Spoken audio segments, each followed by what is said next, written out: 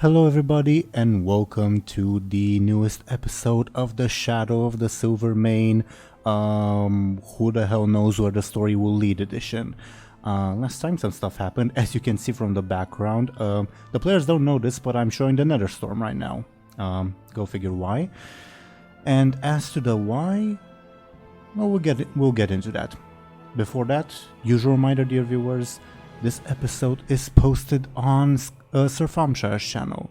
The episode after that shall be posted on my channel, Teeironor. All our links are in the description below. And the one after that shall be posted on Skoll Shorties' channel, then back to Thompshire, and so on and so forth. Now, before we get into what happened last time, let's have our players introduce themselves as usual. I rolled some dice in the background, and the dice have decided that Skoll should go ahead first and introduce himself. Can you please go ahead, Skoll? Yep. I'm Skoll Shorties, and I'm playing the hesitant Captain Ogre Buhd, who is, not so sure about leaving for Netherstorm. I was wondering where hesitant came in from. Thank you for clarifying. Yeah, I figured. Yeah. Well, last time we did end with, well, some stuff happened after that, but we did sort of end with you guys sort of undecided what to do, so it'll be interesting to see the resolution of that. But thank you, Skoll. Next, we would have, oh, I messed up the, never mind. Next, we would have Captain Bladebeard, but I meant to say DoomGoblin. DoomGoblin, please introduce yourself. Yeah, hello, it's me, Captain Bladebeard, and I'm playing DoomGoblin. Yeah. And yeah, I'm actually excited to go to the Netherstorm. I think it's very nice that we are going there. The idea was introduced a couple of episodes ago, and yeah, I thought that it would be a shame if we didn't use it. For this session only, Captain Bladebeard will be replaced with a young Croatian artist, just for kicks sake. Are you up to that, DoomGoblin? Captain Bladebeard? Yeah, when I'm talking out of the character, I'm gonna be like, oh, what should I roll? And when I'm talking in character, I'm gonna be like, hey Benjamin, what's up? Looking forward to it. No, that's not happening. Sure. It would be funny. Okay. Thank you very much, DoomGoblin, Captain Bladebeard. Next, according to the dice that we rolled, would be the very owner of the channel you all are watching this on, Sir Thompshire. Can you please go ahead and introduce yourself? Sure. As always, I'll be playing Benjamin Aaran, the soon-to-be dimension planet-hopping sellsword that is gonna have a great time in another planet that's exploded apart and probably filled with danger. So yeah, that's always nice. Very much so. Thank you very much, Thompshire. And next we have the catalyst for the whole Netherstorm thing, Zelris. Can you please go ahead and introduce yourself and your character? I'm Zelris, and I'm playing the heroic Lyri Ambassador, who, after wrapping everything up in Stormwind, has decided to take her leave and go her own way. And hopefully nobody follows her, because that'll really screw up our plans. We'll see what happens. So, having driven off a Nexus Lord, secured a ship, and captured Captain Bladebeard's mother, our heroes' plans to evacuate the ogres from Stormwind seem to be on the right track. There are still, however, the unresolved matters of Sin Lyri Embersorrow's conscription and John's imprisonment. Our young Blood Oath and Benjamin Aaran set off for the Old Town Barracks and the SI-7 headquarters, followed soon afterwards by Captains Buhd and Bladebeard. Before leaving, Tamal, our party's Ephemeral companion, gave Lyri 2 handfuls of arcane dust to give to John for teleportation to secure his escape from prison if needed. Our young blood oaf, unfortunately, couldn't get anything done on the conscription side because of bureaucracy, returned to the Cathedral District. Bladebeard and Buhd, for their part, got distracted by searching for a jewel thief, incidentally also Lyri. After leaving Tamal a letter addressed to Benjamin, she entered the privacy of a clothing shop's bathroom where she used the arcane dust according to the Ethereal's instructions. Though Bladebeard arrived on the scene, he was too late and witnessed Lyri teleporting herself to a place known only as Area 52. Meanwhile, Benjamin managed to obtain the assistance of Miracatrix of the SI-7 in releasing John from prison. While at the stockades, he spoke with his imprisoned uncle, Andor, at the latter's invitation. Though a future confrontation seemed inevitable, the two agreed on their desire to get Ayla, Andor's daughter and Benjamin's cousin, lost in Stranglethorn, to safety. Our hero then rejoined the rest of the party in the Cathedral District, where he discovered Lyri's absence and was given her note where she spoke of her decision to return to her homeland. Far, far away from Silvermoon, however, Lyri found herself in the middle of the Netherstorm, an arcane wasteland she had sometimes heard mentioned in her past. She decided to head towards a nearby structure what our audience would recognize as a Manaforge. And just cause it happens to be that time of the year, happy birthday, Thompshire. Because of our messy schedule, this episode will actually be posted after your birthday, but we are recording before your birthday. Yeah, I'll pretend it's my birthday today, so thank you. Happy birthday. Oh, happy birthday. Would you like your birthday inspiration with the again, I'll mention that it doesn't go away. It's just that when you use it, it's gone. Yeah, I'll take it. Okay, I'll type that in. So, while I type that in, who should we check up on first? I'm thinking we should check up on Bladebeard, Benjamin, and Buhd to see, like, at the very least what their general plan is before checking up on Lyri, but I also leave it to you guys, what you guys think. Sure. Let's start with us. I'm cool with that. Makes sense. Okay. Give me a second to change the scenes. Okay. Well then, you guys were, we left off like in the middle of your guys' discussion of WTF do we do now that Lyri's teleported to the what you know as Area 52. You can ask Tamal for more details about what the hell Area 52 even is. He hasn't really told you much on that front. But other than that, yeah, we were sort of in the middle of this discussion, and you guys weren't really able to reach a consensus. So pretty much the floor is yours, and Tamal's there if you want to ask him questions, obviously, and John is the bystander that he usually is.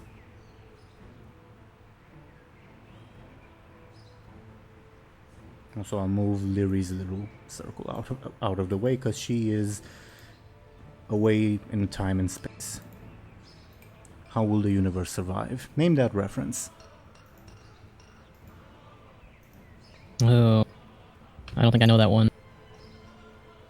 Duck Dodgers. Ah, no wonder. Okay. I'm familiar with Duck Dodgers, just I've never seen it. Okay.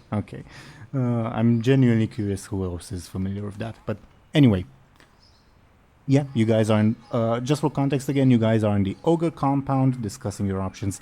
The Ogres were busy ransacking, and we can say that they probably went to take a nap at this point. So you are joined by John and Tamal. If you want to bring in an Ogre or any other NPC, do let me know.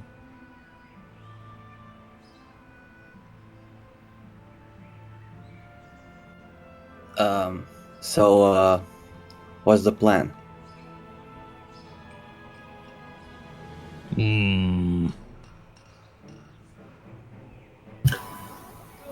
Well, what worries me is the ogres.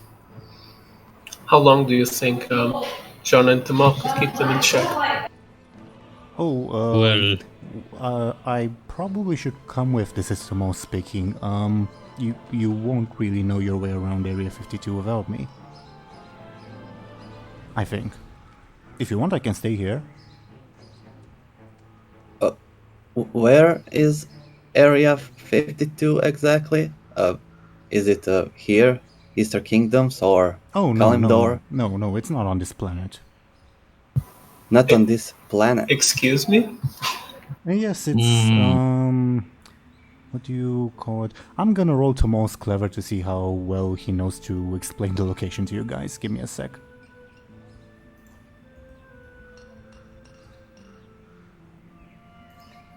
Yes, I believe you call it Outland. It used to be Draenor, if I'm not mistaken.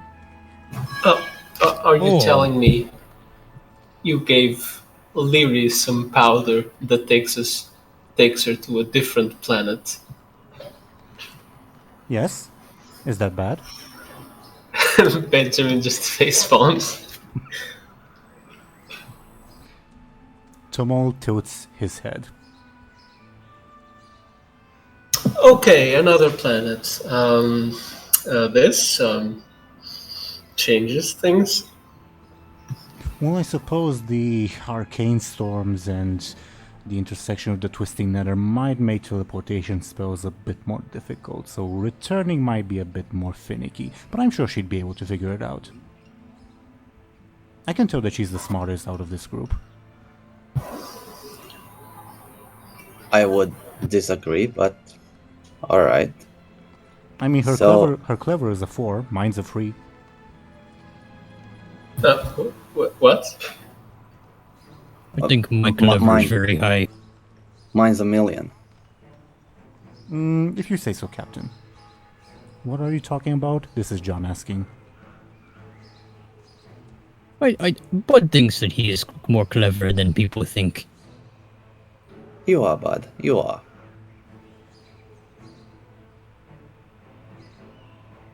So, Lyri is in the world where orcs and ogres came from, right? Yes, indeed.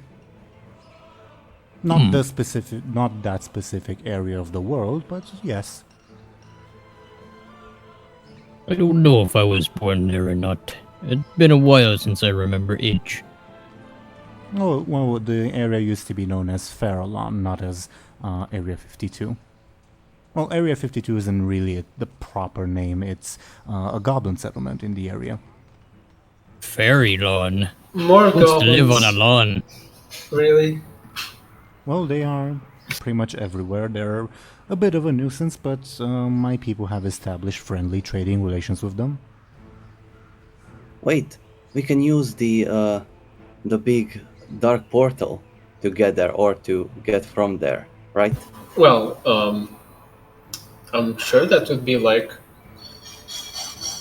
a while to travel, right? Yeah, well, yeah. Well, and guess. I hate to say it, but I sort of still have some business in the Eastern Kingdoms, so I would not like to be away for a long time. Oh, there's plenty of powerful mages in the Nether Storm. Well, at least there were. I'm sure we can find someone to take us back. I think. Probably. Maybe. I don't Perhaps. think it's a good idea for me to leave ogres. No offense to John, but they just ate all food, and they're gonna be hungry tomorrow. Why, And that means, why no offense to me? What's that got to do with me? well, I don't think that you could watch ogres. Oh, right. Right. They are more than handful, and your hand is tiny compared to Bud's, so you know. We can bring them with us, Tomo says. I have enough dust for everyone.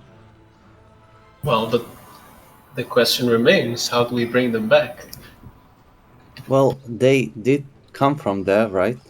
Before they came to Azeroth.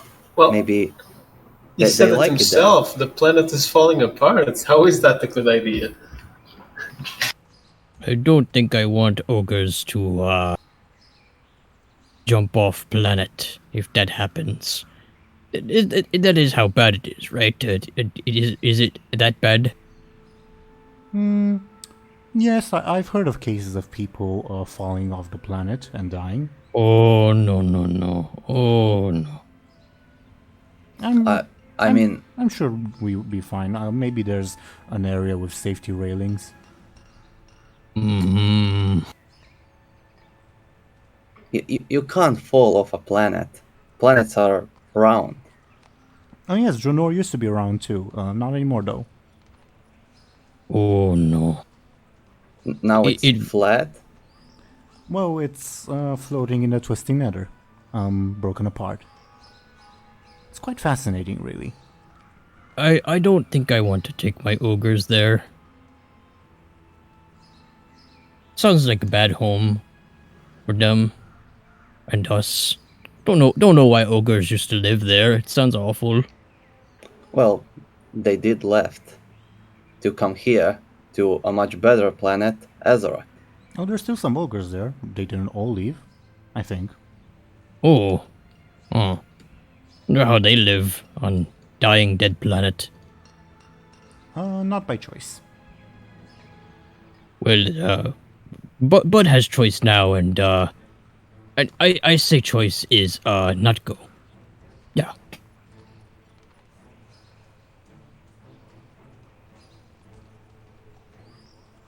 Well, I would suggest splitting up, but being sent into the twisting nether with few people isn't really a good idea either. Question. This is John speaking. If this Lyri thing hadn't happened, what was the original plan? Oh, we were going to take ship out of here. So why not load the ogres on the ship and yeah, I'm sure the crew can take care of them, right? Well, considering who hired them, I don't exactly trust them to do it alone. Who hired them? Some less than nice fellas. Wait, we taking not nice boat? This is John speaking. Benjamin, sorry to break it to you, but most sailors aren't nice. Oh, Well- how nice.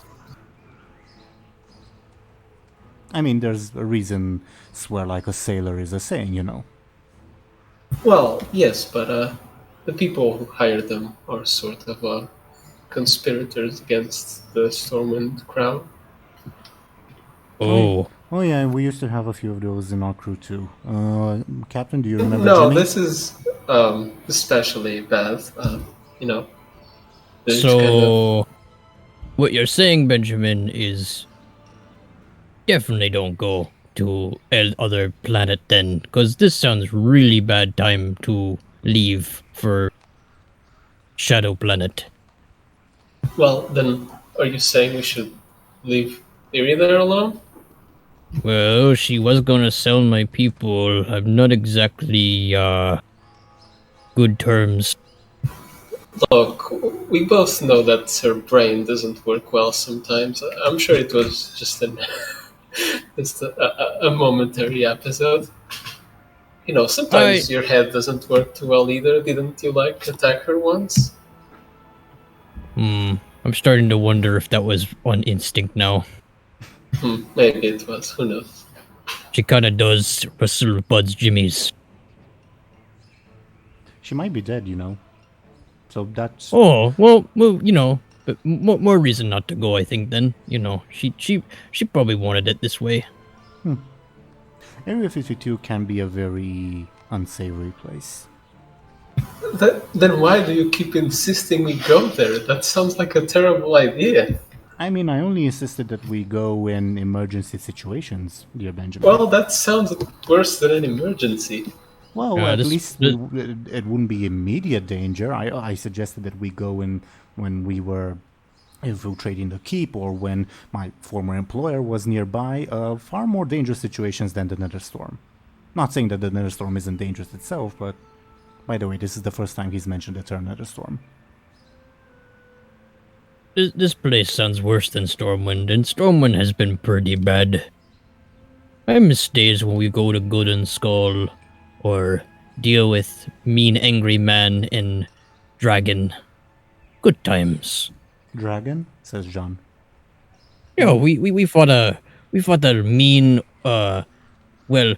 someone thought it was an orc, but it wasn't an orc dragon, and he didn't like Bud's shirt, and we killed him, and evil I think it was a gnome, evil gnome lady, and yeah, it was good times, very good times. We killed them in evil what's that guy's name? Oh, whatever. We killed him in his basement. Does not sound like a good time to me, says John. Oh, you But just had to have been there. Yeah, but there was also a good dragon. Oh, I Good miss dragon. her. She was Yeah. nice. Good dragon? Dragons are dragons, Captain. They can't be good.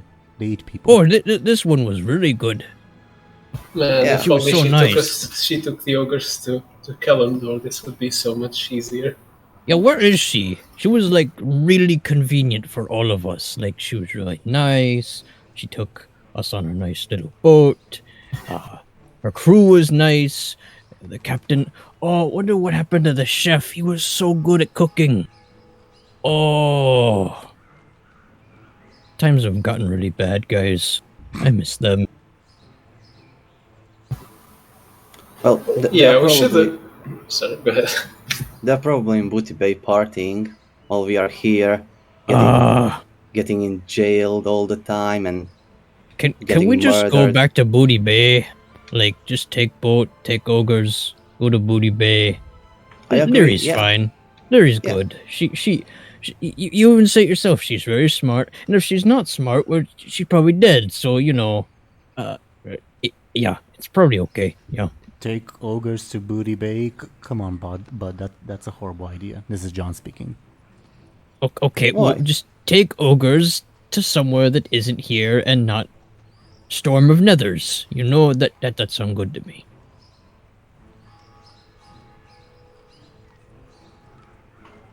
Alright, how about this? You take the ogres to the boat, and me and Tamal, I guess, will go to Area 52 and bring Lyri back. Like, it will probably take like an hour. What about me? Oh, I mean, yeah, sure. Sure, what? Should we have meetup place since you guys are going to I don't know, come from somewhere? Well, should the ship be the meetup place? By the way, Bladebeard, didn't you find like a communicator thing at some point? You don't know that. Oh, I don't. Okay. Or are you referring to the Legion one or the Ethereal one? Didn't he catch one from one of Lord Roswell's like people he sent Yeah. like a long time ago? Yeah, but he gave it to Khadgar. Oh, okay. Yeah, I gave it to Khadgar. Oh, and I also gave him the orb, the ephemeral orb or whatever, which I regret now a lot. That would have been handy. What? That would have been handy, says Timo. My former employer was very, very interested in that object. Yeah, it was amazing. It was an eye of a titan. Really? Yeah, Fascinating. apparently. Well, because if we simply had some way for you guys to locate the ship, even if it's moving, you would be able to rejoin us at any time. How about they don't sail off until we... Well, we how return? about you take more than 1 hour? What do we do? Those guys are on a payroll, and, well, if they don't sail off on time, I guess the deal's off. Isn't the harbor closed at the moment? Well, for a few hours, but I'm suggesting that maybe Bladebeard's mission won't take a few hours. I don't know why not. I can sense where Lyri is. I can sense her ring. Yes, the ghost in your mind. You mentioned that, Captain, Tamo says. You're Aye. haunted? Maybe. You haunted Probably. by the man that we killed in the basement? No, I wasn't there. I was Well, I thought on you the were. on the second floor. But no, you killed their boss.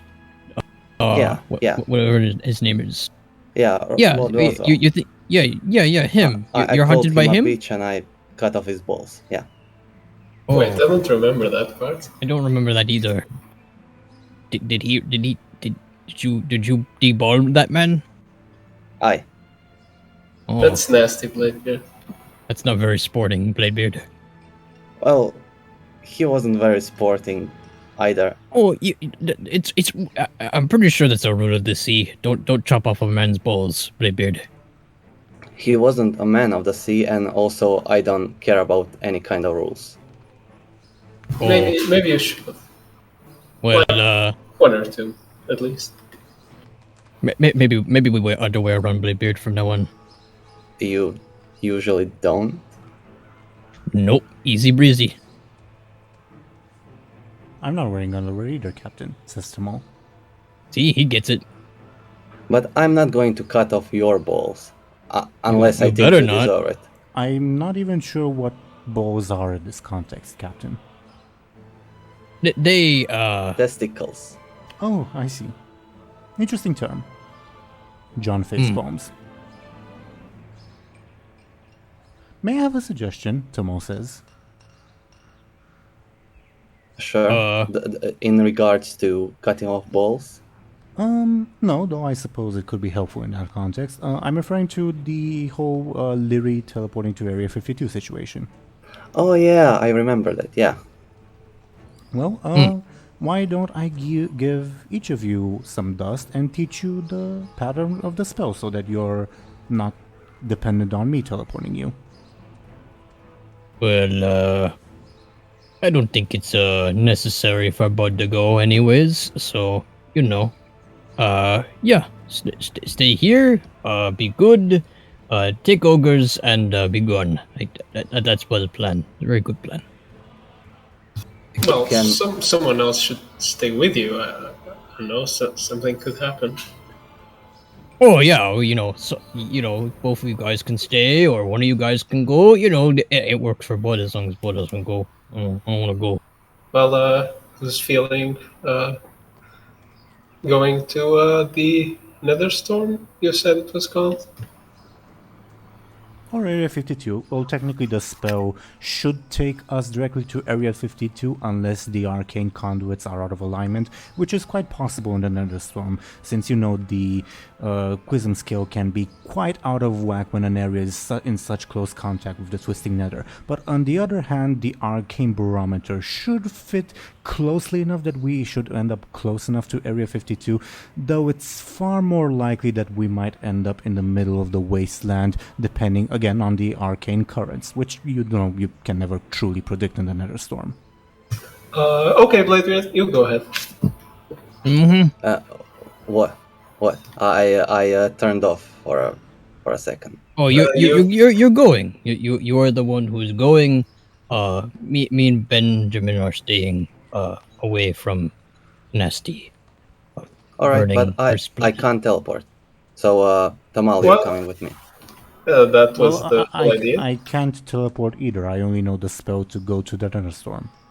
Oh, then we just need to find a way to teleport back. Should be simple enough. Aye.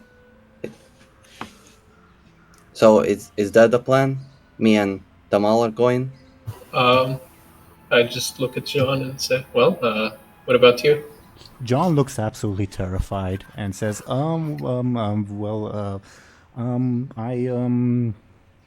looks at Tamo, then looks in the direction of the ogres, trying to decide which is more terrifying. He's undecided. above board, he'll do whatever you guys tell him, but don't ask him to have his own opinions. I think you should stay in Stormwind. I get the sense that Stormwind is safer than Hell. From Yeah, which, big spooky planet Ogres sounds was far. formed. Big spooky planet sounds really bad. Hell? I'm sorry, hell? Aye. I Okay. mean, some people call it Hell, right? That's where orcs came from. Okay. I need to sit down. Okay. Oh, look what you did, Bladebeard. You broke him. He'll be fine. I think he's a bit broken already. I think his bones are showing. Well, more broken than before. Buhd, may I offer you a compel? I had a feeling this was gonna happen. Just let me check so I have the exact wording of your aspect. Yep, I knew this. I knew you guys were gonna use this on me. I'm not. I'm not surprised. I mean, I don't think my compel is necessarily evil or malicious, but I would like to compel your friend till the end aspect. Yep. Some of your friends are in danger. You're feeling protective. You're gonna go at the very least to rescue Lyri and also to potentially protect Bladebeard or whoever else is going to rescue Lyri. With or without the ogres, I leave that part up to you. Man. Would you accept this compel? Would Buhd accept this compel? I'm thinking. Does Buhd care more about the ogres and their state, or Lyri and Bladebeard? Potentially Benjamin also. I'm not sure what Benjamin's decision on the matter is. But Benjamin sounds pretty against going too. No, I am pro going. I'm just saying that we should split up. Oh, okay. I'm gonna say no on this one. Sure. I'll take away one of your fate points then. Carry on. That is fine. I had a feeling this was gonna happen. I was already thinking on this like days ago.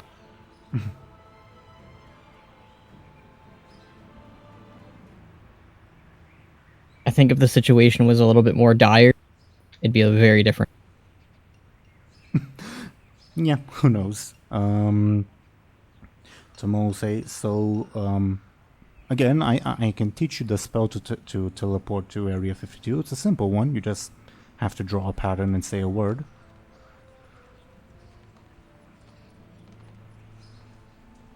This is he's saying this to everyone, not to Buhd, just for context.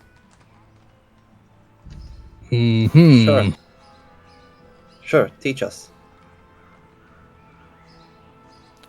Is anyone else interested in being taught, or just Bladebeard? Above board. Well, I guess I'm looking. Okay. Then whoever is interested in learning, give me a careful check to see how well you understand what Tomo is doing.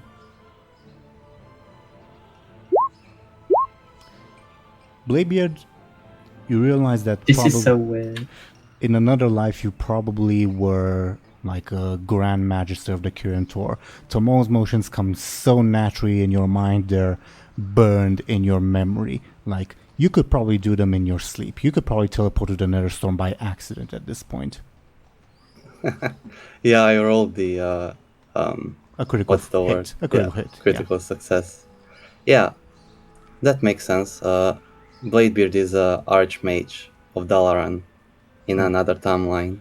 Yeah. As for Benjamin, unless you want to spend fate points or anything else, you're a bit probably distracted. Fair enough.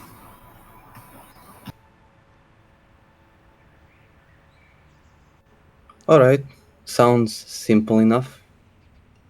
Tomo says, I'll obviously take enough dust for whoever's teleporting right now and leave the rest behind with everyone else if the splitting up is what we're doing. But, so what's the plan again? You know, Actually, I'm gonna ask you out of the character. I had an idea. If maybe I could use my I know a guy who knows a guy stunt to maybe know a guy that sells like weird magical items somewhere here in Stormwind, Oh like yeah. maybe in some like back alley, Oh yeah, and sure. maybe he would, Definitely. and maybe he would sell a heartstone that teleports to somewhere in Stormwind. Well, you don't know that, because the stunt is not quite so helpful to you. But yeah, you can definitely know a guy who sells like shady arcane artifacts and such. Now, But not above board, not above board, I could be a complete dick and say, "Oh yeah, that's Trun, and Trun is in prison." Ha ha ha. But no, I won't say that. I'll say you know a different person. but he doesn't sell a heartstone specifically. I'm not saying he does or doesn't. I'm saying the stunt doesn't necessarily determine that. All right. You makes sense. ask for a person that's selling magical artifacts, shady magical artifacts, which may or may not be a hearthstone. You don't know. And I guess it's important to mention that depending on how she's recovered, we've got a literal mage in the keep that maybe knows how to open a portal to Stormwind. I mean, it is Storm and there's mages pretty much everywhere. Yeah, but one we know, that's what I mean. Sure. She's a military mage, so that might be a bit more complicated, but sure. The yeah, Kirintor can I- one? Oh, the Kirintor one. I thought you meant the one who... No, I meant the Kirintor one. Fair enough. Can I maybe use my stunt to know like a freelancing mage, like a criminal mage that like it's like a mercenary but for teleportation? Sure. I think it may be above his pay grade to be going on an adventure in the Netherstorm. Well, I think I can convince anyone. Is DoomGoblin. I'd like your sort of final decision. Are you using your stunt on the like rogue mage person? I think I will. Okay. Then I give you a choice. Choice number one is a rogue mage that knows some teleportation spells, can probably take you to the Netherstorm, or at the very least from the Netherstorm to Stormwind. Choice number two is the threat in the underground catacombs that I've been alluding to, the Necromancer. That apparently you would be, oh yeah, that's just that one person that I met up in the bar once. And this necromancer could also teleport from Netherstorm to Stormwind, potentially. I won't promise that. I'll just promise that it's a powerful magical person, and that you'll be buddy-buddy with them. Alright, one is safer, and one is more interesting and more I fun. mean, what would the use for a necromancer be? To teleport to Stormwind. Also, Why would the necromancer? above board, your stunt does say criminal ally, so even the more like Bano choice will still be, at the very least, eccentric. Yeah.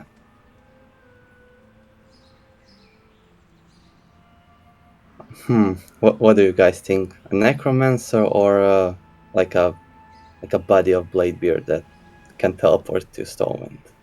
I guess the rogue mage is a bit more helpful, maybe.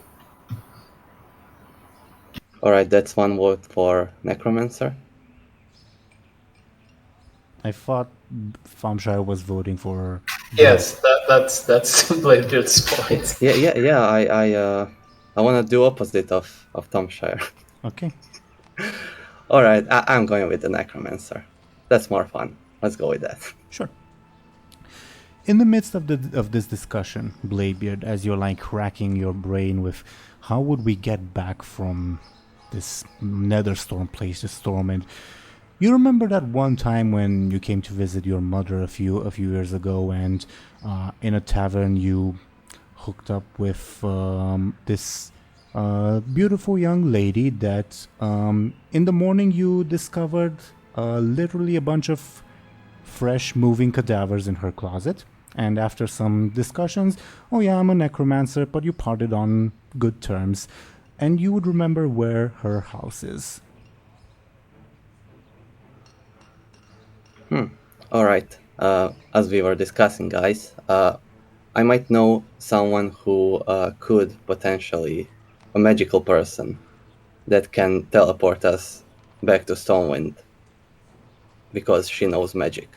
You know, I'm not sure I trust your contacts too much.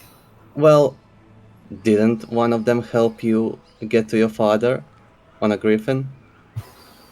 Good point, Bladebeard. Carry on. This is the same thing, except instead of a griffin, she might have a portal as a pet or whatever.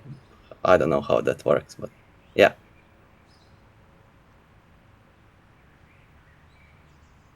So, who's coming with me? Above board, John and Tomo, like, they won't volunteer for anything, but if they are told, they will go with. And this isn't just like relating to the Bladebeard situation. This is generally speaking. Generally, they won't volunteer, but if told, will come with. Okay. All right then. I'll go with you then, Bladebeard. Should the others stay behind?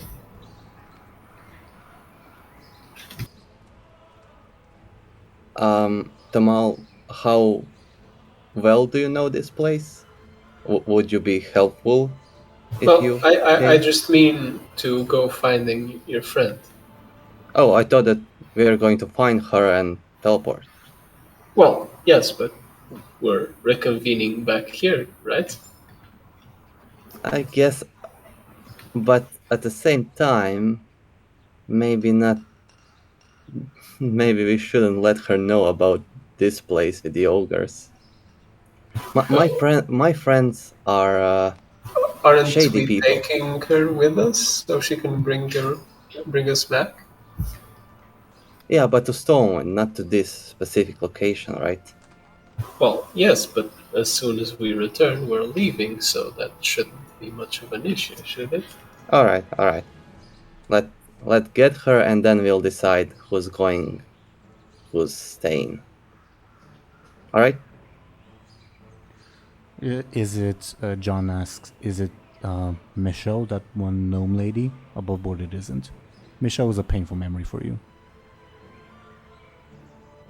Blavey just kind of looks away and is like, no, it's not her. Oh, I'm sorry, Captain. Tamal looks at you, Bud. I believe the ogres are napping now, so if you want to come, I don't think anyone needs to stay to chaperone them. Come to the scary planet? Well, I meant specifically to Captain Bladebeard's friend, but sure, to the scary planet too if you'd like. I'm good on the scary planet, but we can go see Bladebeard's new friend. Old friend. New old friend. Nude? Did you say new or nude? I said new. Why would he be nude? I can think of a few reasons, but alright. Is your friend naked? Sometimes. Isn't everyone naked sometimes? I guess, but are we visiting him when he's naked? Cause rather not. I guess we'll find out when we get there. Maybe we knock. That would be wise. So, an above board question before we check up on Lyri. Who is going to visit Bladebeard's necromancer friend? I guess I'll go. I guess I'll go as well. I mean, you kind of have to. Yeah. Is Buhd going and are John and Tamal going? I think John and Tamal should stay. But Bud's going to the friend place with yeah. I guess another question before we check up on Lyri. Again, Tamal taught Bladebeard to perfection the spell to teleport to the thunderstorm, but would you guys like? We don't have to RP this, but would you guys like Tamal to provide you with sufficient dust to teleport this little group, like so that you like take out from Tamal's stash, so to say? Sure. I mean, I already have some, right? You have enough for one person. Alright. I guess I'll take to... I don't know. How many people do I need to teleport? Tamal would offer for 4 people, aka Bladebeard, Benjamin, Buhd, and this necromancer lady. Oh yeah, also by the way, I never thought I would be asking how many people do I need to teleport on this character. But here we are. Bladebeard has the instinctive talent for arcane magic, apparently. Yeah, I think that would be actually be fun. You know how some characters like Jaina have like special connection with magics? Maybe Bladebeard also has, but he never got the opportunity to learn. I mean, or never cared. I think, like, with how complicated Bladebeard's family tree is, maybe there's a blue dragon involved somewhere. Nice. Who knows? But yeah, so again, final question before we check up on Lyri. Benjamin, Bladebeard, and Buhd are going to visit the necromancer, and you, Bladebeard, you've taken enough dust for the 4 of you, correct? Yeah, even though Buhd might not go, but just for, if he changes his mind. Tamal would also offer it just in case, not like with the intention of force Buhd to go now, if that makes sense. It would be a funny prank, but alright. I'm half tempted to compel you, but sure. Okay. Shall we check up on Lyri then? Yeah. Okay. Zelris, are you with us? Yep. As I mentioned last time, you find yourself in the middle of this arcane wasteland. And again, the thing that you've first noticed even before you saw the landscape, like even before you finished teleporting, was the just mass of energy, magical energy everywhere. You saw 3 structures in the distance, a mana forge, Tempest Keep, and what looked to be like a magical dome protecting a part of the landscape, and you chose to head to the mana forge. Lyri doesn't know what that is, just for clarity's sake for the viewers and for our players. We're going to roll on a random table to see what happens before you reach the mana forge. But before we do that, can you tell us what's going through Lyri's mind, what's she up to as she sees, and what are her thoughts as she sees her surroundings? I think she's nonchalantly wandering through the desolate wasteland. She's found herself very, very lucky. For being so unfortunate, I was fortunate enough to arrive here. Out of all the places I could arrive, somewhere with hopefully other Cinderai is pretty helpful, Lyri kind of says to herself.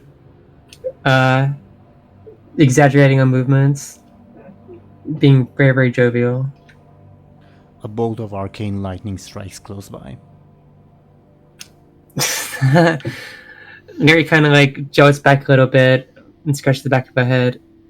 Well, I mean, if I remembered that teleportation sigil for Silvermoon, then maybe I could have avoided this, but oh well, someone here will probably know it, and I have the arcane power to spare. Lyri continues walking forward. Shall we roll on the table to see what happens? Sure. Okay. Would you like to roll, or would you like me to roll? Roll what? A d20? D10, D10. A d10? You can roll a d10, I don't remember how to do that. Sure.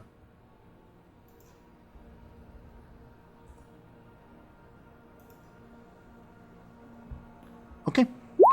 Interesting one.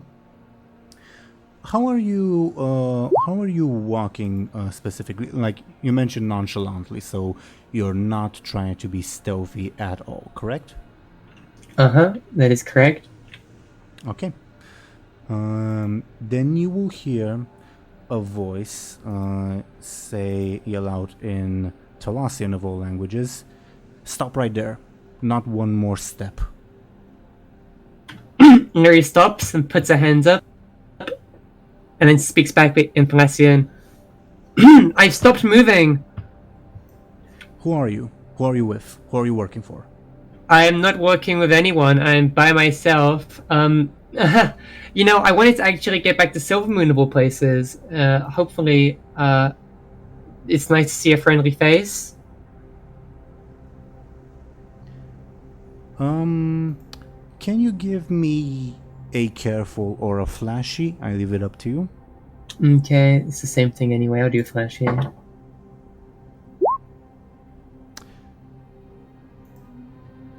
You're not working for anybody. Nope. Not at all.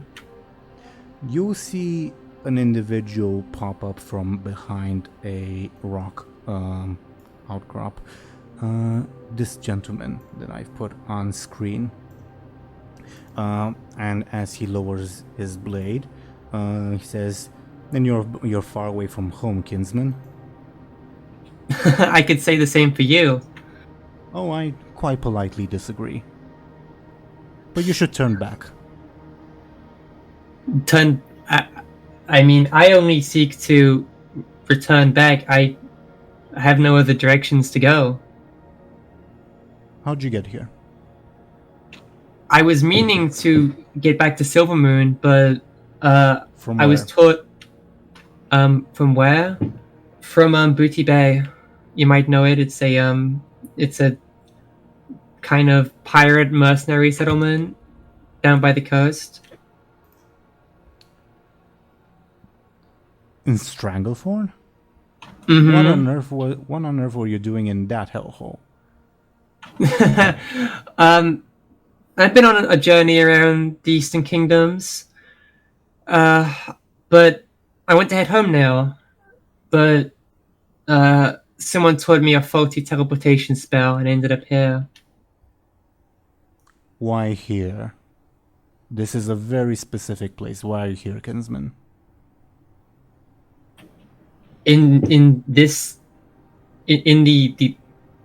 the promised lands, or at the specific location, and every kind of points towards Promised the lands.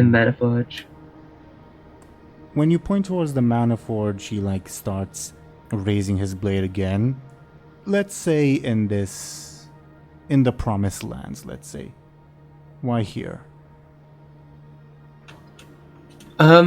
I have no clue. As the person who taught me the spell, I was just seeking a way to get back home. Who taught you the spell? One of those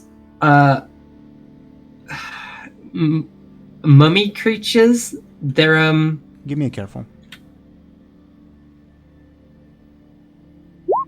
You notice his twitch. That was not a good answer.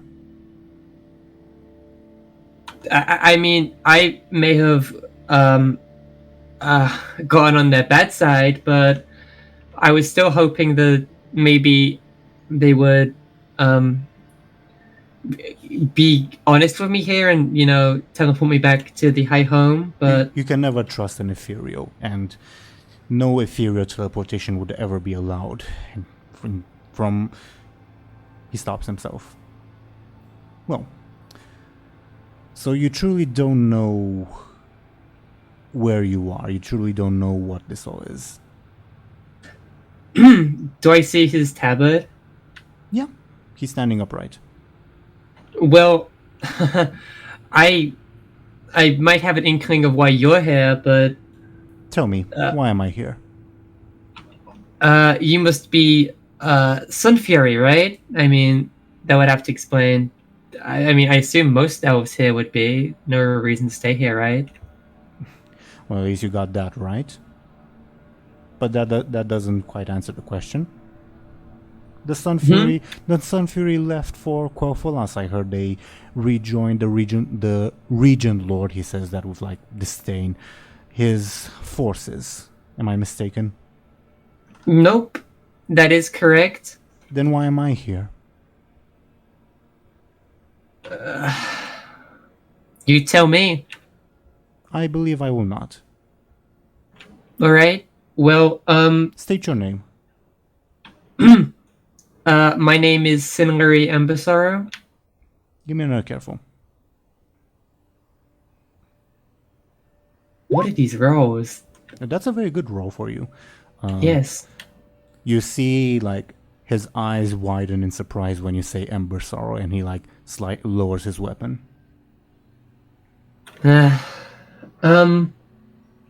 Well,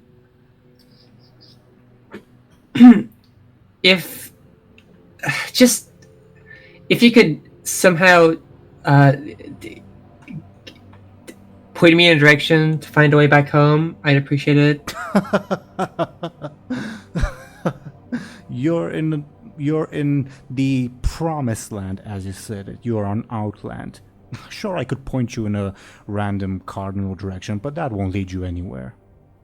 I mean, I assume the Sun Fury brought knowledge with them, right? Books. Surely one of them has like the right teleportation spell in it, right? The right sigil. Perhaps. And perhaps if you're helpful enough, we can arrange for you to return home on your own accord. All right. I'm interested. Do you know someone named Oskuri? I am not aware of them. Ah, I see. Very well. He like lowers his weapon and sheathes it. Well, you are walking in the right direction, so come along. Lyri will come along with him. What's going through Lyri's mind on that note? It just is above board asking. Well, Lyri does not like the fact that this guy seems to have a bit of disdain for the Regent Lord, but he's the best lead she has, and you know he's Sun Fury, so he probably has at least some good in his heart, right? Lyri just wants to make a good impression, and you know she's by herself, so she has to rely on herself now. No slacking off or being crazy.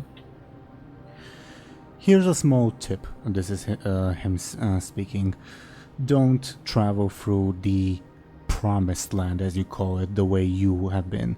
There's threats at every step. You're very lucky that you ran into me, and not one of the, say, fools from Shatrath City. Noted. I just didn't want to sneak up on anyone that could have, It's kill or be killed here. You want Right. to sneak up on people. Right. I'll keep that in mind. You see that he turns around and starts walking towards the Mana Forge, but he's not just walking. He's stealth walking pretty much. Would you do the same? It will be slower. Lyri will, I guess, kind of follow in his steps. So what are your talents, Lyri? What are you good at? I'm quite the What would the word be? Lyri kind of scratches the back of her head. Well, I think I'm good at gathering intel. I'm quite the stealthy type. Can you roll me a sneaky? This will be how sneaky you are, but also how he perceives your sneakiness. Okay. Average, but pretty good still. Turns around and says, well, I can't even hear your footsteps, and I can barely see you, so clearly you've got some talent. We could use more of you, though. Honestly, Oscar is looking more for arcane types at the moment.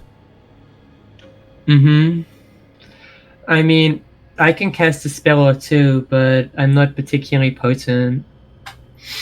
Honestly, we'll take whatever we can get at this point.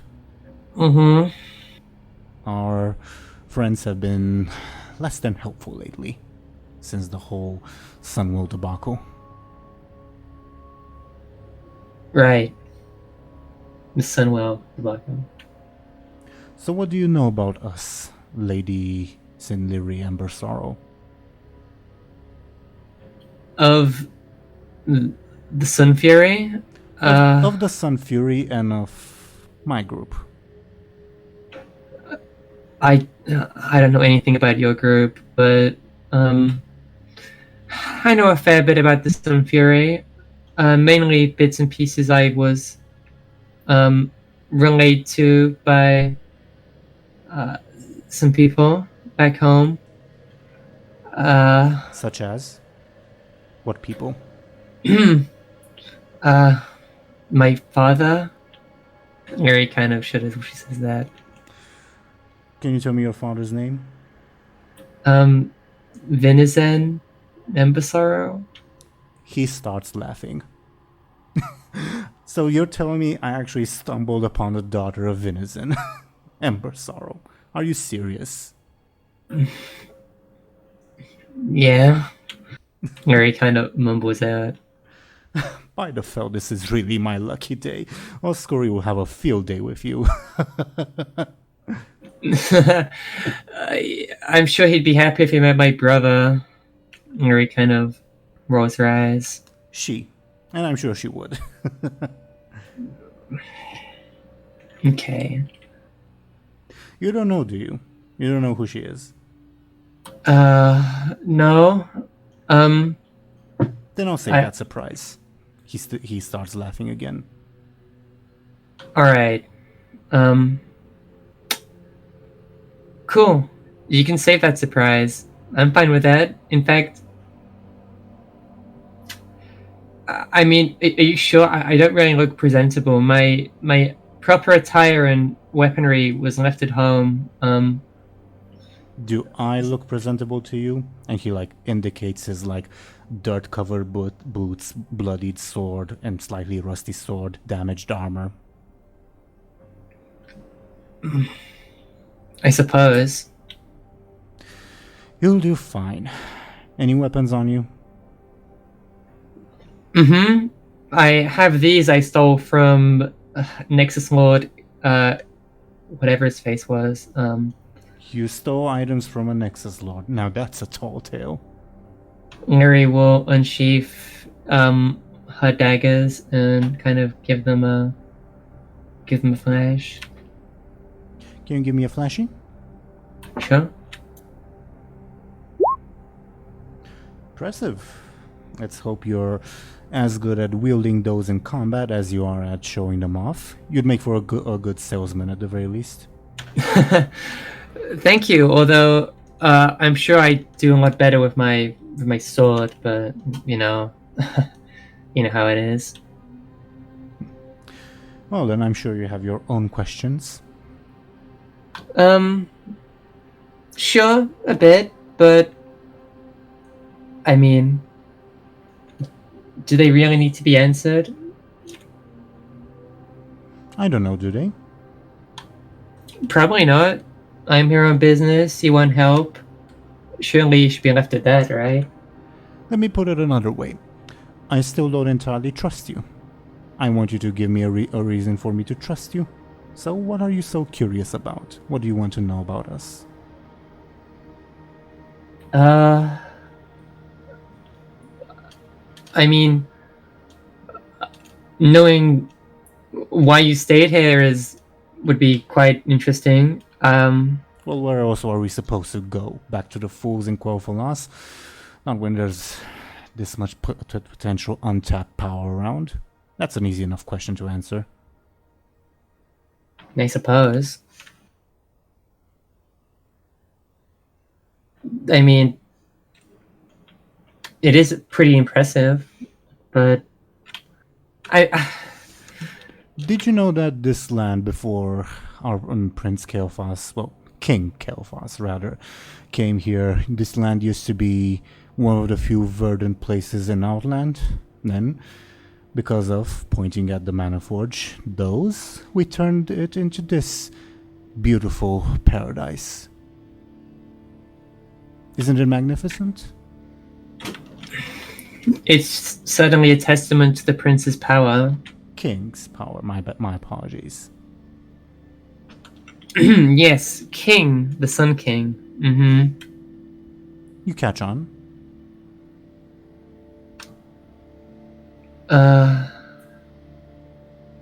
Sure, Lyri kind of says, not catching on.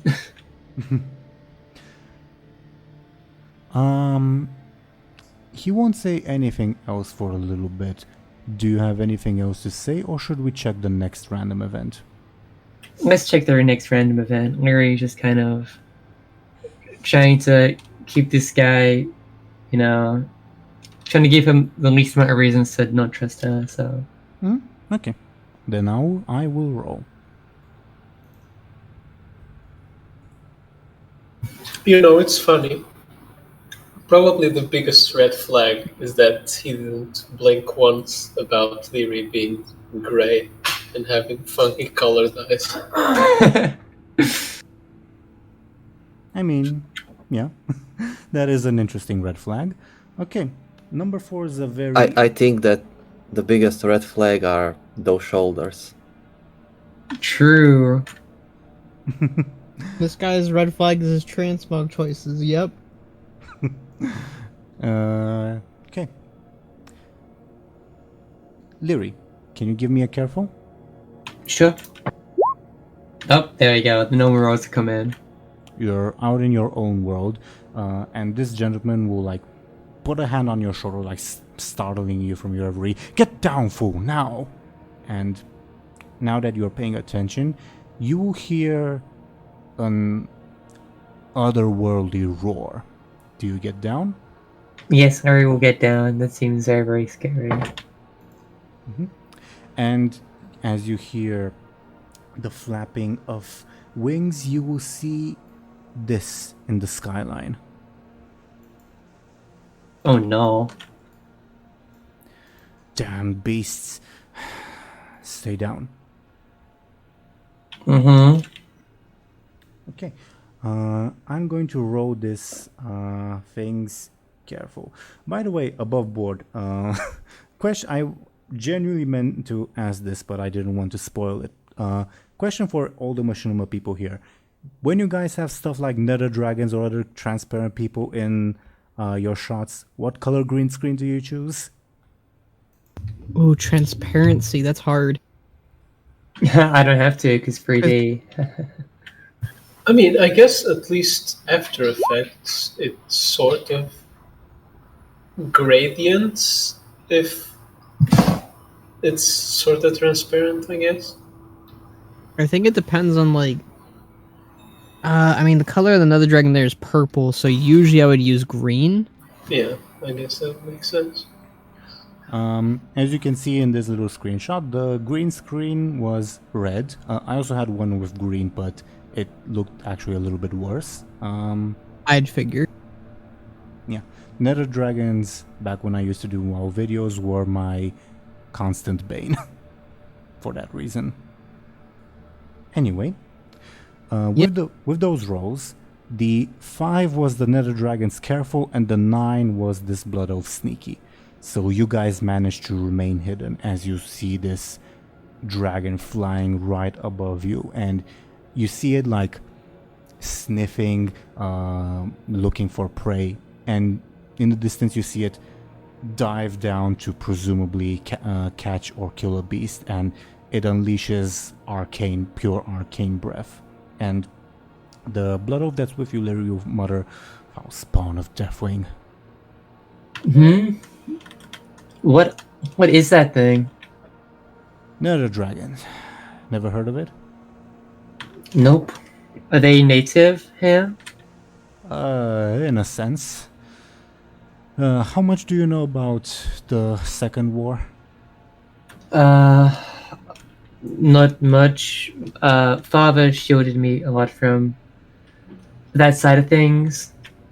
Can't imagine.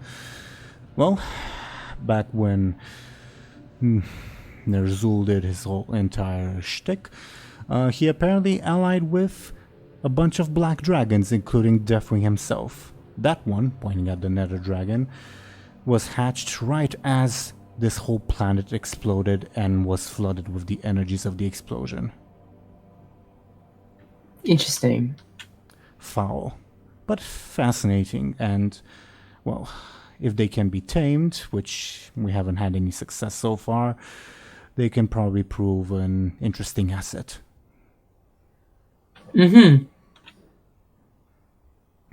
The Nether Dragon will rise up, having finished its meal. You will see a weird creature that you probably have never seen before in its jaws as it like swallows it down pretty much, and it continues flying, not in the direction of the mana forge, but in a different direction. And I think Lyri should mana tap it. No. do you want to compel her? No, it's too far now. Foul beast. Come on, let's get going before it comes back. Watch, and that's a good reminder. Watch for the warp stalkers. Right. Oh, watch for the warp stalkers. Oh, right. There are these lizard things. See, they hunt magic users, and they're invisible. Then surely I should. If I torrented all of my energy outwards, would that make me invisible to them, or? No, you would drive them right to us. Right. Honestly, I'd probably kill you myself before you had the chance. Not worth the risk. Even if you are Vincent's daughter. Right. Anything else before we roll the next and final random event?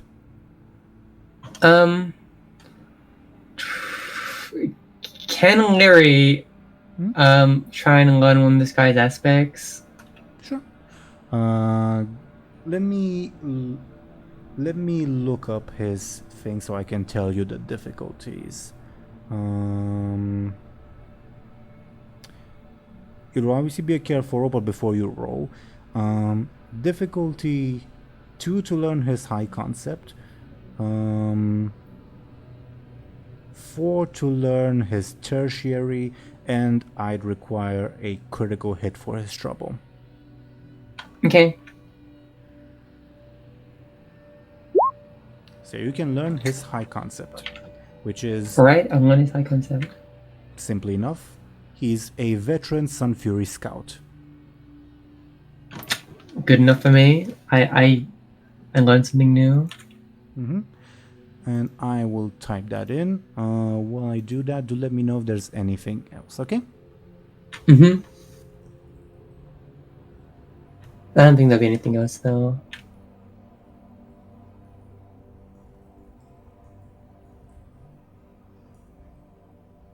Okay. Shall we roll on the next set of random events? Sure.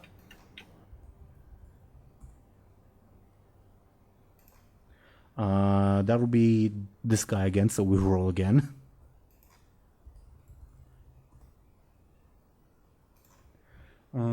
me check. Ah, interesting one. Give me a careful, please. All right.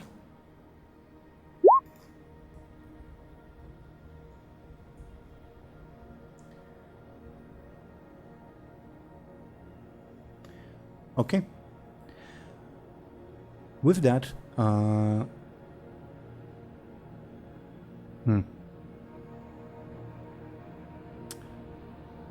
someone will spot you. Would you like to improve your sneaky roll from way before with a fate point?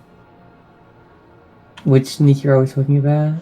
Well, you rolled way back a sneaky of 8, which was your like general stealthiness.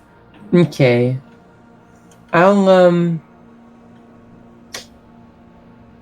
Sure, I'll roll to improve it. Use a fate point. What are you invoking? I am invoking a cursed wanderer because I'm wandering right now. Definitely. And I think that's the first time I ever invoked that, so Definitely. You will actually see something before your companion does with those rolls. As I put them on screen, you sort of like reach an incline, and your companion is like looking straight ahead, looking to get back to the Mana Forge as soon as possible. But as you look to your side, you realize, like, just in the nick of time, that you missed being spotted by this gentleman and 2 escorts. Lyri kind of like taps him on the shoulder and kind of gestures him to move back. Do you point out the ethereals? Yeah. Fellfire. Stay down. Shit. I think it's Sarek. Are they with the consortium too? No, they're with the Ethereum. Worse. What's the Ethereum?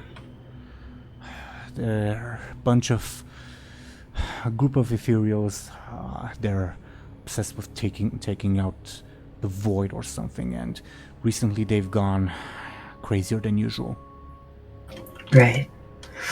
Well, if Teeironor is from the consortium, I can't imagine how these guys are. Wait, you met Teeironor? Yeah, he's the one I got the daggers from. Shit. Alright. Stay down. Lyri will stay down. You will see this ethereal like cast a spell and like look around the area, clearly looking for something. And the blood oath will continue.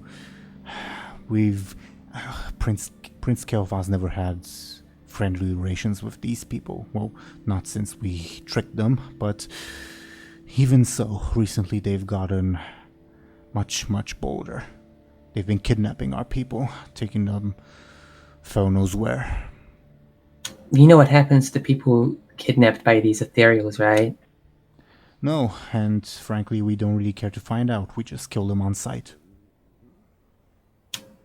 Mm-hmm. Well, they get turned into these kind of Lyri struggles trying to explain what a robot is because I don't think she would have the vocabulary to explain it. Can you give me a clever to see how well you explain it? Okay, that's fairly well. I think you'd know like the terms for like automaton, and based on your like past experiences, you'd determine that there's like a weird combination of magic and like void and arcane magic and technology powering those automatons. Like all no freaky shit. Mm-hmm. You're joking, right? Even they can't be that foul. Nope. That Teeironor person from the consortium, he showed off one of them at the Brawls Guild What's in a Brawls Stormwind Guild? City. Stormwind? What are you doing in Stormwind? I wasn't in Stormwind, one of my companions was.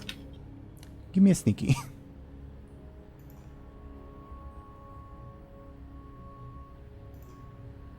If you say so. Obviously try not to be spotted. They're completely ruthless. I don't think they even treat us as sentient beings anymore. Right. I won't be spotted. And eventually, because of the rolls, the Ethereals will move on in a different direction. And your Blood of Companion will say, I was too reckless. I should have noticed them sooner. Thank you for letting me know, though. It's fine. You're doing me a favor, so I can at least look out for you. If you say so. Come on, then. Lyri will follow. Shall we check up on the Stormwind crew before you reach the Mana Forge? Sure. Okay. So, Stormwind crew, while I endeavor to readjust the map and such. Bladebeard, DoomGoblin, are you with us? I believe I am. The lady that you would know, you know that she lives in the trade district, probably fairly close to the canals at that point. Are you heading straight to her house? Yeah, sure. Okay. Do I see any flower stands on the way? I'll do a roll.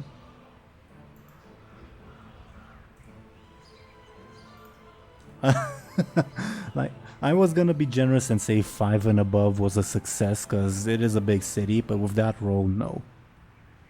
Well, since I'm leading the way, and can we say that I remember where John bought flowers when we came to Stormwind? I believe it was the trade district. Sure, but it will be a detour. Like, the Sure. roll was to see if there are any on your way there. All right, a detour. All right, guys, this way. Okay. It's just the three of you. Told John and Tomo to stay behind, correct? Yeah. Okay. Duly noted. Yeah, you walk on your way from the Cathedral District to the Trade District, but as you exit the Cathedral District, you notice several guards blocking the way, and you remember from the previous episode that you told the guards that you need to corridor off the Cathedral District to catch that jewel thief. Oh yeah. Oh yeah. Is one of you Chris? Chris the guard? Step back, citizen. This is for the moment a restricted area. The thief is gone. I was helping with the catching of the thief, and she disappeared. Give me a careful or flashy.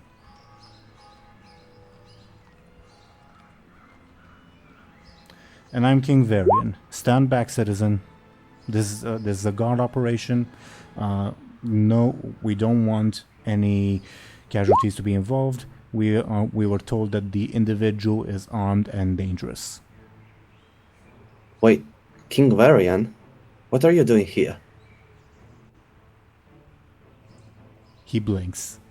No, I'm... Stand back, citizen. I don't have time for this.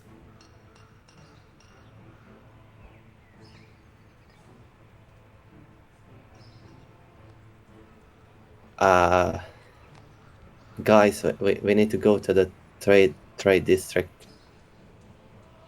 Who are we meeting again? A friend of mine called. Would you like me to give you her name? Yeah. Okay.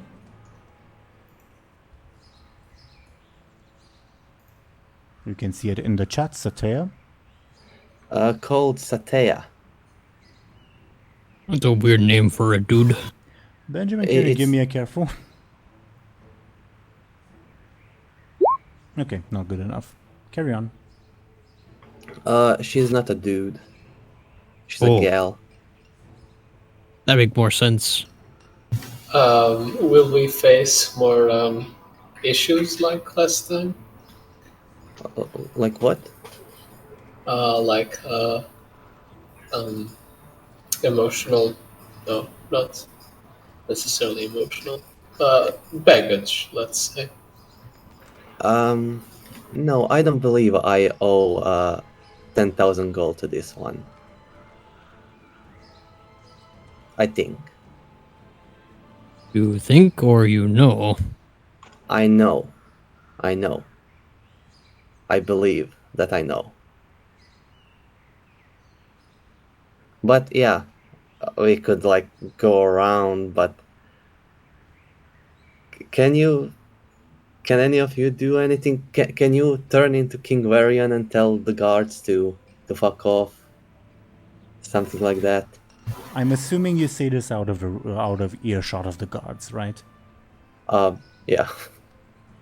Okay. Bladebeard, I'm not about to impersonate King Varian, okay? Any other king? I mean, you're a good liar, Bladebeard. I'm not sure why you just went there and said some stupid things without any context. It does seem to work a lot, for some reason. What should I say? Maybe Well, say that what you're, actually happened. Show him to the place you mentioned. I don't know. Or you could like say that you're like a Night King or something. Like, I'm Night King Beardblade. Yeah. Night King. Yeah. King of the Night. That's actually a pretty cool title. That sounds really good. And then you I'm not go sure over it there. will help though. Well, they might be like impressed by the name alone. So they'll leave maybe if you say that. All right. Greeting again, guards. I am Susan? the King of the Night. He blinks at you. All right. I was working with your friend Chris to capture this thief, and I can show you where I last saw her. Give me a careful roll, Flashy. Can I assist Bladebeard? The assist has to be declared before the roll. He was the fast. Stand aside, citizen. This is a guard operation. I won't tell you again. Oh, I have an idea. I can throw you over them, and then you guys can go in there. Yeah, and then we're tossed back into jail. That's a great plan. Oh, I didn't think about that.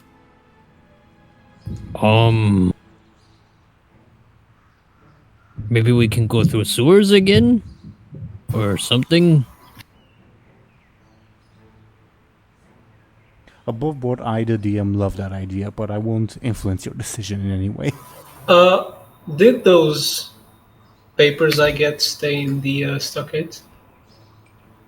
Which papers? Remind me? The ones I got from the SI7 place. Oh, the one where, like, you asked for John's release? Yeah, I think the Yeah, papers mentioned like we were royal guests or whatever. It did stay in the stockades. Okay. Oh yeah, you can turn into the gnome, Mirica. Yes. Oh, I could be like his translator. Look, I don't wanna get people we know into trouble. People that we know are in trouble while we Look, are here waiting for this guard. I know one of the guards that should be in the harbor still, so maybe if we ask him, he can let us in. Maybe one of us can turn into Lyri and distract them, and then and then you get in there, or the other person leads them away.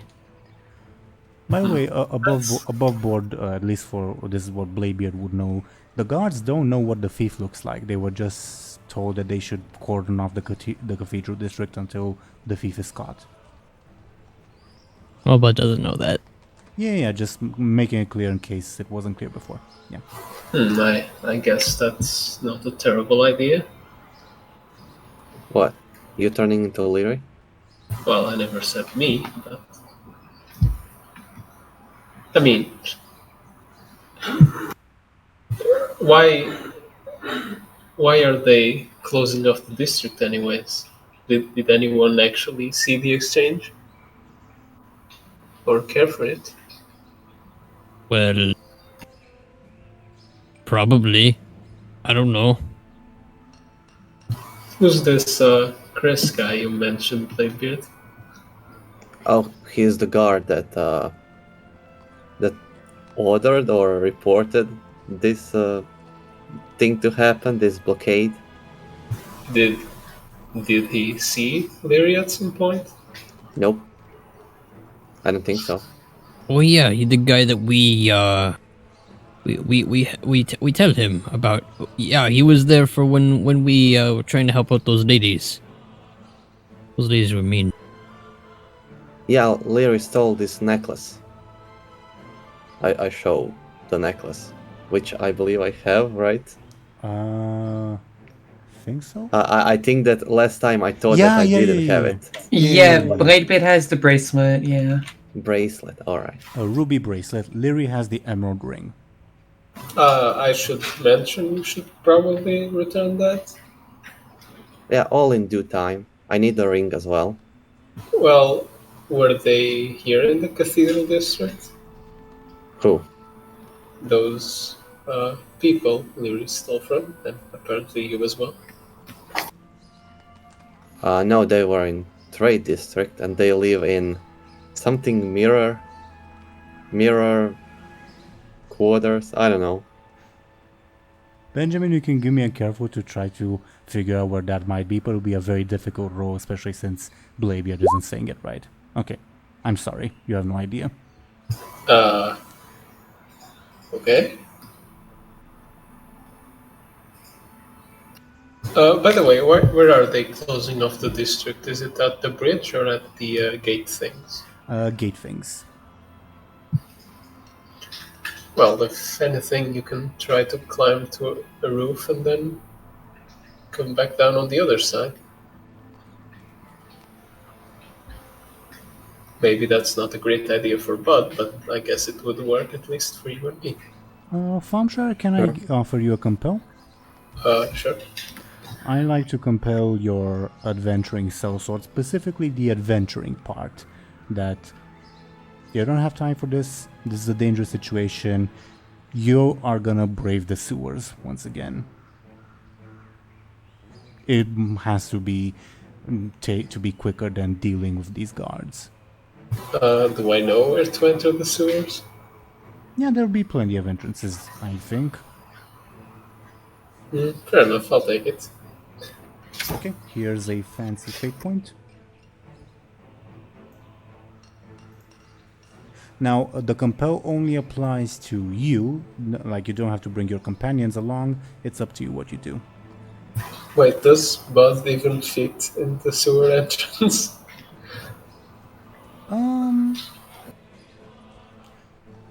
Depending on the entrance you find, we'll roll a dice.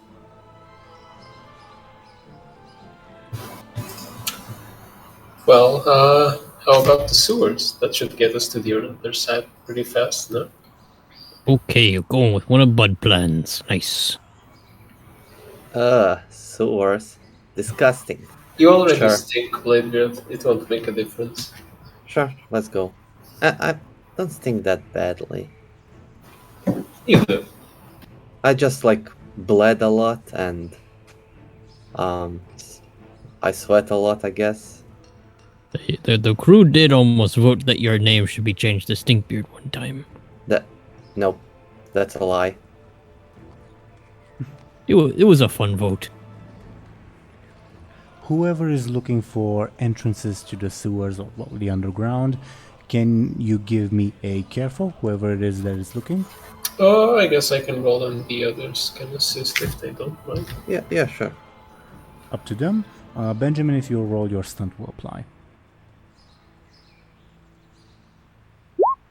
So that's a 5. Who is assisting? Bladebeard. Okay, so that's a 6.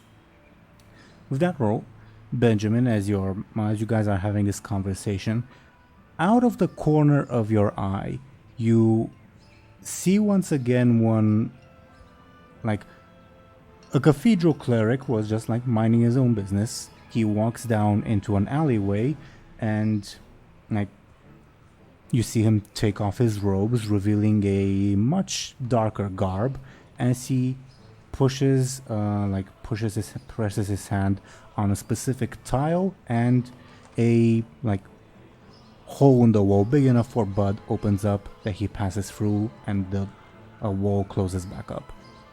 But you remember the tile that he pressed. Isn't it less suspicious to have a wardrobe wherever they're going instead of just going the Superman route? Sure, but he did take his robes with them. He didn't abandon them in the alleyway or something. Sure. I just mean having the evil robes underneath. Sure. Well, that's what happens though. Well, jackpot. There's an entrance over there. I sort of just run towards it and expect the others to follow, I guess. Sure. Does Buhd follow? Yeah, I'd say so.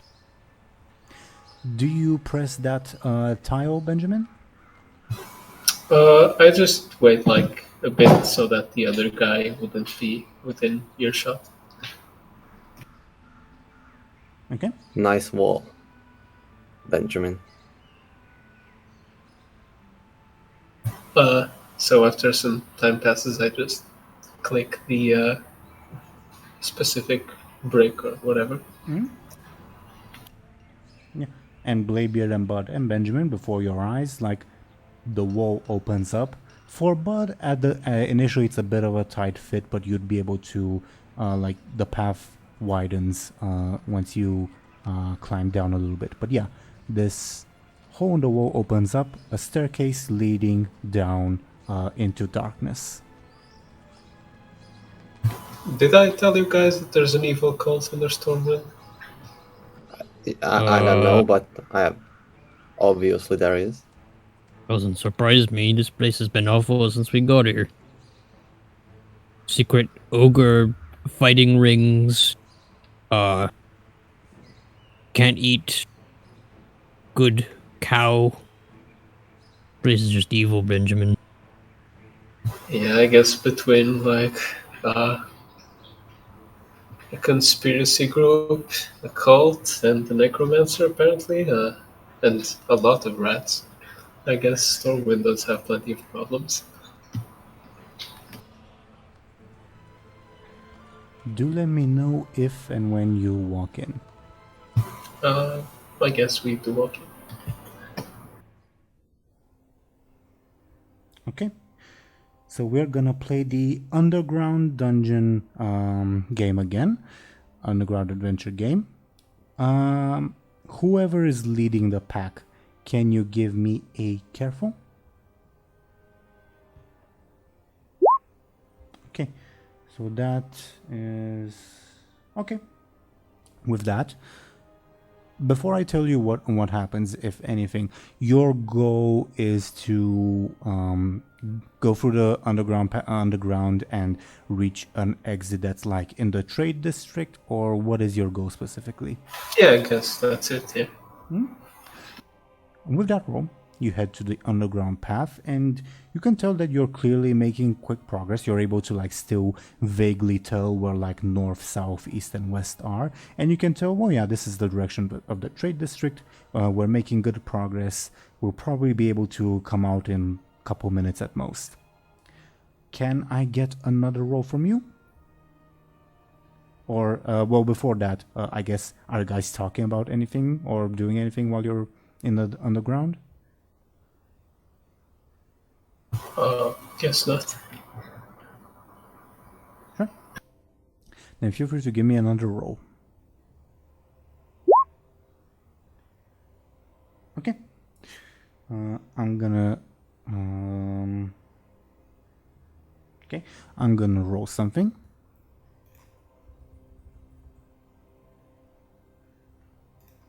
Okay.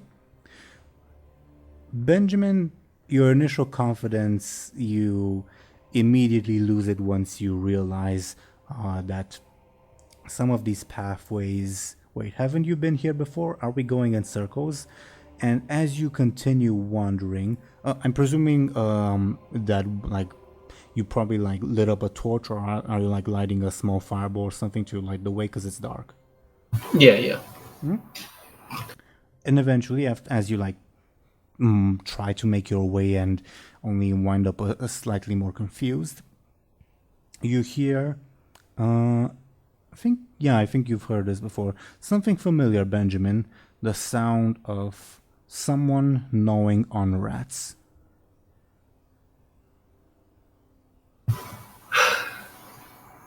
Really? Oh, is that Prim?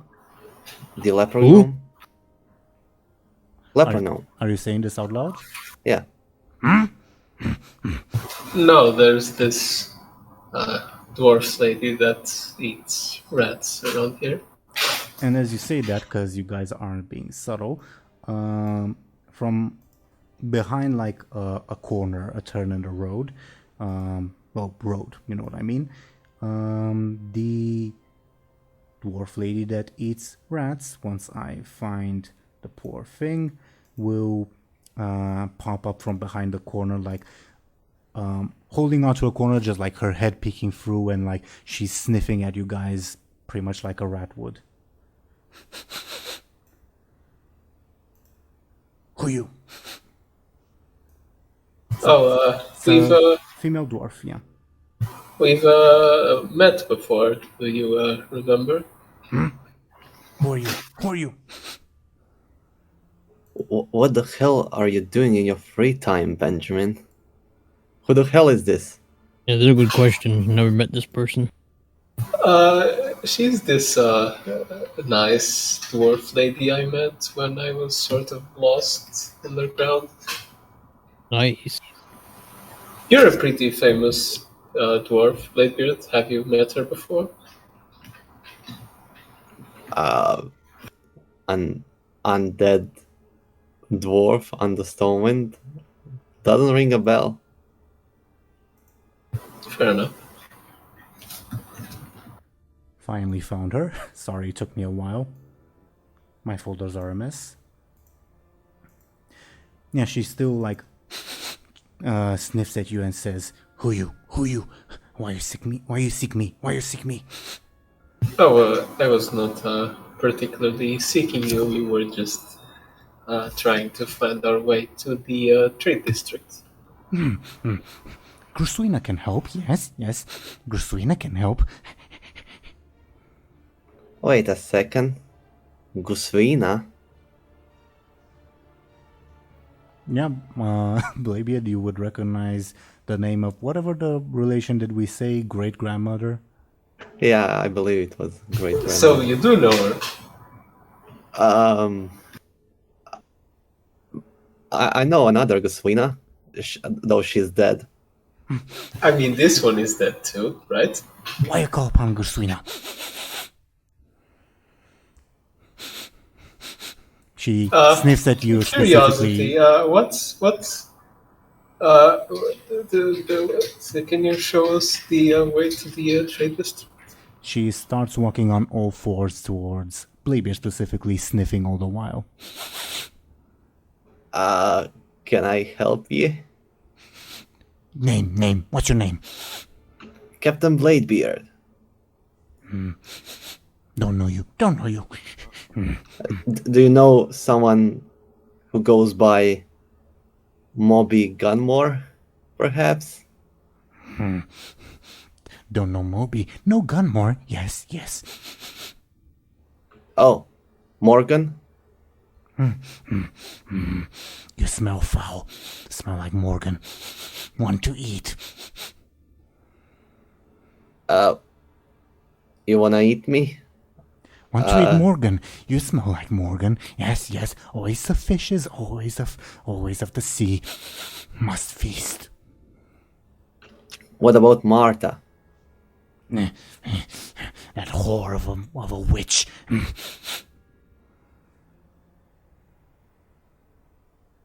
Hey, don't call her that. She's an angel. All the while she's still like crawling in your direction. Do you allow her to reach you?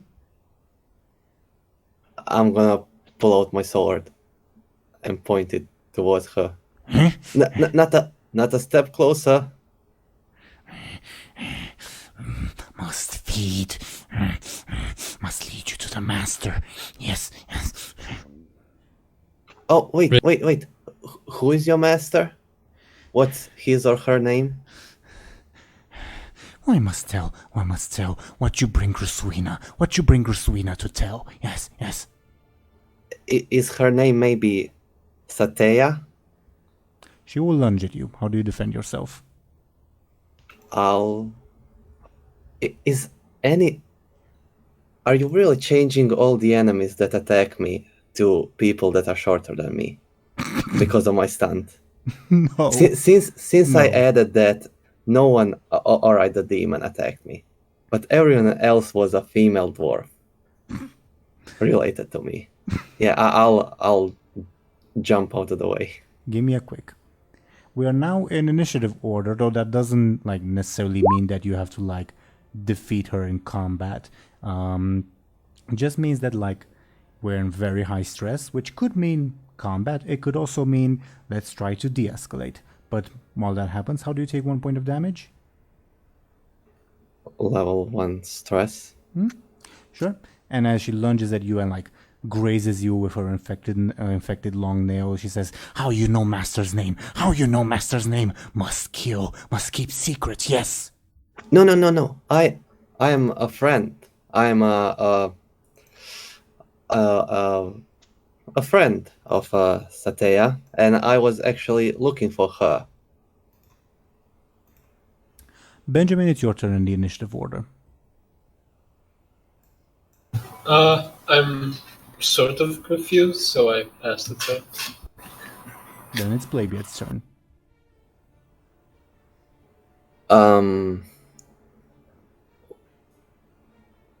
We would like for you to bring us to your master. We will come willingly. All right. Are you lying about your intentions, like your benign intentions, or are you telling the truth? No. Okay. Then give me a flashy or careful, up to you. Okay, her guard starts to drop. You can tell that like this isn't like technically damage. This is just like sort of her willingness to fight. One more push and she'll be out of the fight. On her turn, she'll skip her turn, making it Buhd's turn. But before like Buhd's turn, she'll say, "What you want with Master? What you don't trust, cannot trust. The bomb must go off. The bomb must go off. They cannot know. I look confused. That doesn't sound good at all. I think we should go and leave if there's a bomb. No, but Sateya is the person I was bringing you to. Master. But there's a bomb. So what? There are bombs everywhere. Bombs are no good, Bladebeard.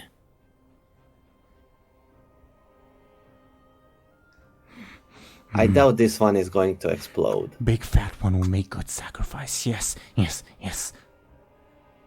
Go away. You lady, you're crazy and you smell bad.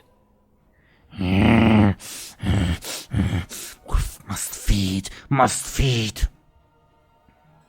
So, are you gonna explain who this is, Bladebeard? Still Buhd's turn. Well, what? Buhd's On my turn. Oh, Buhd will go to kick her.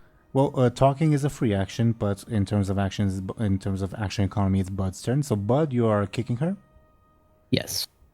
as an attack, I'm guessing. Give me a forceful.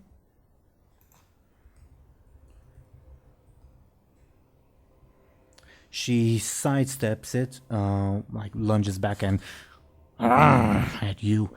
She's clearly in like a combat stance at the moment.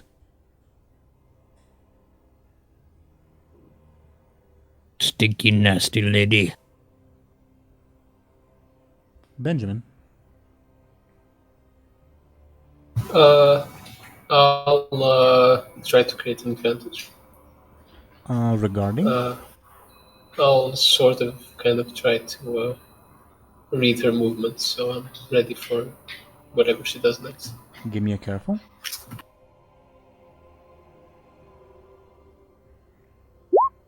This is pretty much a rabid animal. You can't tell anything about it. Sure. Bladebeard. What should I do?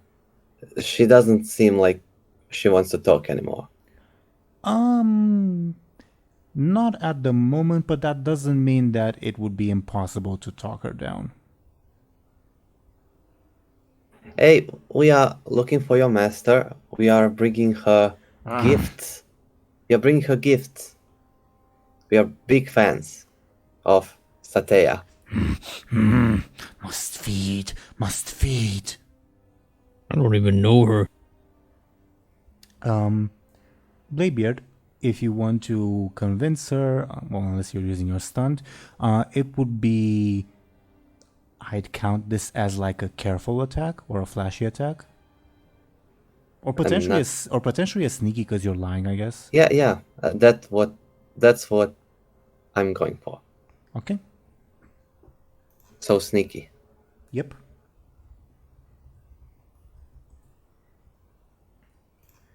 Okay. Oh god. She's defeated for all intents and purposes. Oh my god. Also, I 10 realized to 1. I realize I typed in the initiative order Satea when this isn't actually Satea, this is Gruswina, my bad.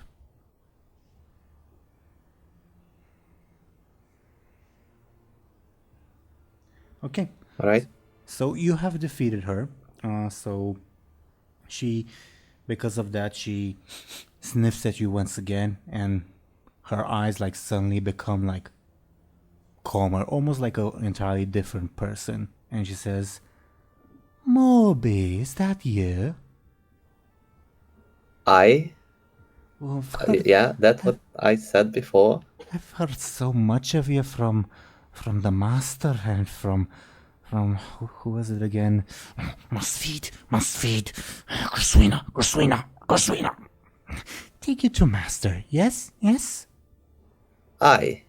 Yeah, we are bringing many gifts. This is kind of scary, Bladebeard. I don't like her at Yeah. all. I don't like it here. Is there anything you want to toss into a volcano, like in the near future? What? What did you say? What? I don't know. Well, I'll explain everything on the way. On all fours, walking like a certain character interpreted by Andy Serkis, she starts guiding you slowly, much slower than that character, in a specific direction.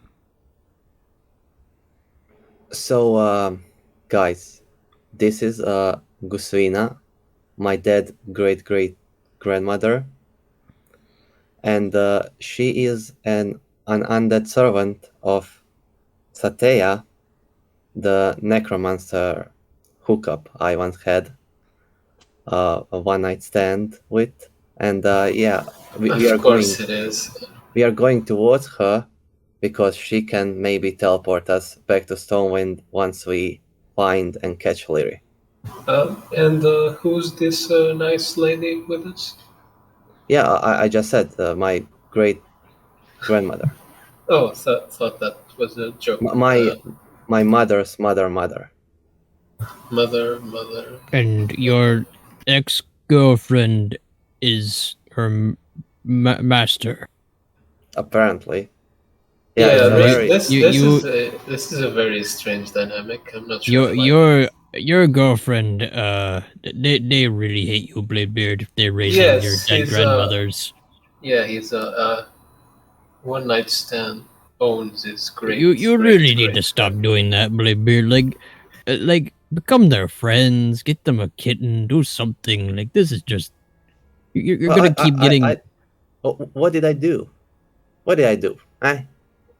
Well, you clearly did something bad. I'm worried I'm gonna get raised up as an undead man now just by being your friend. Like, come on. No. We ended up on the good terms. This she Really? Because she's right. She's right here as an undead feral monster thing. No, that's not her. That's my grandmother. No, she is a result of you having a bad relationship. No, it was a great relationship. The best one. It was just one night and we never saw each other again.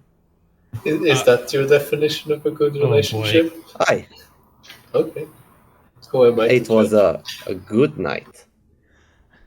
I was raised before Satea the mistress came here. Yes. Kushrina. Come along. Must feed to the sacrifice pot. Yes. Don't like the sewers anymore. So, are you,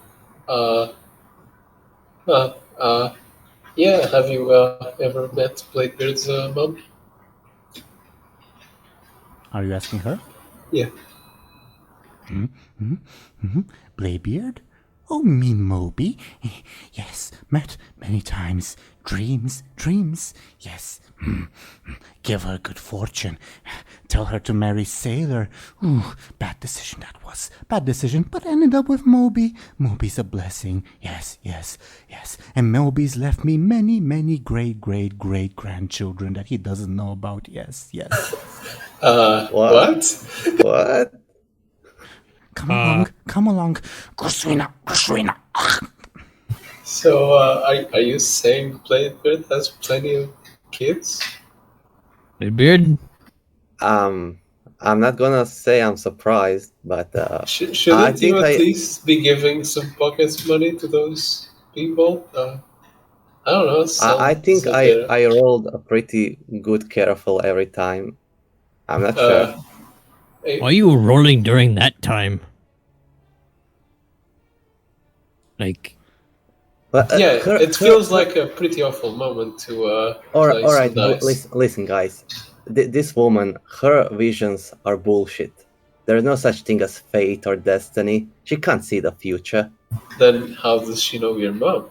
Don't you have a haunted ghost in your brain? Because when she was alive, she was my great-grandmother.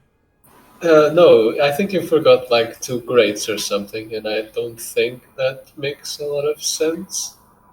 How long do dwarves live anyways? I don't know. Normal amount of time. Yeah, then I think that's pretty improbable. I've been dead for more than 100 years, dearies. Kushrina. Come on. Follow. See? Oh, then who did I met? Maybe her daughter, right? You met me, dearie, met me. I keep offering my descendants dreams. Haven't you ever dreamed of that one presence in your mind? Yes. Kushrina. You got weird relatives, Bladebeard. Yeah. I know. Wouldn't surprise me if like Deathwing was like your great uncle or something. No, but have. Yes. My 4th cousin, twice removed, was a blue dragon, I'll have you know. Kushrina. Alright, you see, she's insane. Everything she says doesn't make sense. I don't know, considering everything, that's pretty plausible. You're a number sorrow too, aren't you?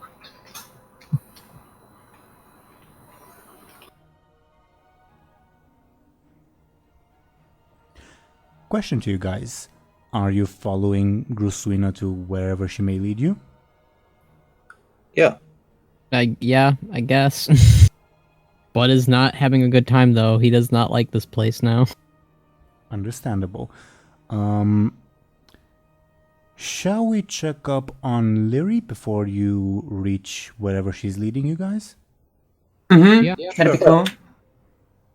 Okay. Lyri, if you are still with us, you are now approaching the mana forge that this blood oath has been guiding you towards, and again, same the usual question: do you ask anything? Do you talk about anything on your way, etc., etc.? No, Lyri just kind of admires the mana forge and keeps her mouth shut. Give this guy the least amount of reasons to want it dead as possible, you know. Above board, it's not like functional at the moment. It's static, if that makes sense. It's still a beautiful building, though. Sure. And yeah, as you guys are on your way, the mana forge is on a bit of an incline. Like you have to climb a hill to get there. And he says, fewer ways to be stealthy here. Just pray to whatever you pray to that nobody spots us. Mm-hmm. Okay. And as you approach the mana forge that I will put on screen in a little bit, give me a second. It's this lovely thing. Your Blood Oath companion will say, watch how you behave yourself. Oscuri doesn't like surprises, even fun ones like yours. Alright. Okay. Noted. And you are led inside where you see first off several guards guarding the perimeter. They all like look at your Blood Oath companion like, who's this person that's traveling with you? And your Blood Oath companion like raises a hand like, it's alright, and none of them will like bother you. All of them are wearing the exact same tabard as your Blood Oath companion, though with different like patches of gear, and all of them have like at least several scars. Most of them, not most of them, but a lot of them are like missing an eye. Like this is a very battered group of people. Mm-hmm. Okay. And as you enter the mana forge itself, well, it's obvious to you, even though you've never seen such a structure, that it's damaged, obviously. And once you enter, you will see this fancy render that Thompshire made a while back that I can finally use. This lady sort of leading the operations. You see that people are like running back and forth trying to like restore the mana forge, but you can tell that they have a very long way to go. And yeah, your Blood Oath companion would lead you towards this lady. Do you go? I will go. Lyri kind of straightens her back and is reliving all the lessons she was taught back when she was younger on proper etiquette. Sure. Yeah. As you approach, she notices you guys approach, and obviously your Blood Oath companion puts his blade away, and she straight up walks up to you guys and asks him, Dracius, who's this? And he says, a traveler of the wasteland, milady. I thought that she might be of use. And he like looks at you, indicating introduce yourself, speaking in Phalassin, obviously. Pleasure to meet you. I am Lyri Embasaro. You're joking. That's what he said. I mean, no. I'm Lyri Embasaro. Lyri just kind of quickly like riffles through a bag and then takes out her father's Sunfury insignia and holds it out. She looks stunned, like you don't even need to roll. You've clearly taken her by complete surprise, and She looks at the male blood oath that you came with and says, "You're dismissed now." And he like looks down and like wanders off to do whatever else, and you are left alone with this lady who says, "Come, I think we have a lot to talk about. What brings you here?" Well, I was making my way back to the high home, and Why? why? Well, I have business there. I have my family's duties to attend to. Do you now? Mm-hmm. Don't suppose you know who I am, Oscuri? I'm not all too familiar. Figured as much. What became of him? Father? Yes. I haven't heard from him in years. What became of him? He didn't make it. I guess I should have figured. Well then, come along. I think we'll have much work for you to do. Do you know where you are, dear? I am in Outland, She right? rolls her eyes. I seem to be in some kind of Sun Fury base. True enough.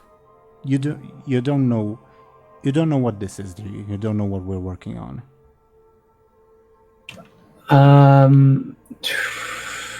Not particularly. I see. So why are you here? Where on earth did you come from that you thought this would be the way back to the Silver Moon? Well, I got in bad dealings with Ethereals, and I thought I could trust them with teaching me the right incarnation back, but Well, that was your first mistake. just my luck, yeah. So what can you do? What are you good at? I'm good at gathering intel. I'm good at scouting. I'm good at stealing things, first and foremost. I'm not quite as much of a fighter as Vinizen, but I can hold a blade. Few were. Though, if anything, I would hope that his children would live up to his name. Cynthia more than me. Lyri shakes her head. And where is he, the dear? I don't think I've ever had the chance to meet him. I believe he's currently, of all places, working with the Quothlas military. He never thought the man would find his way onto a war zone, but it looks like he walked headfirst into that. Well, color me disappointed, but I guess that wasn't unexpected. I don't suppose good Vinizen told you what we're working on, did he? No, classified. Right? I mean, Well, surely he would have respected his job above all things.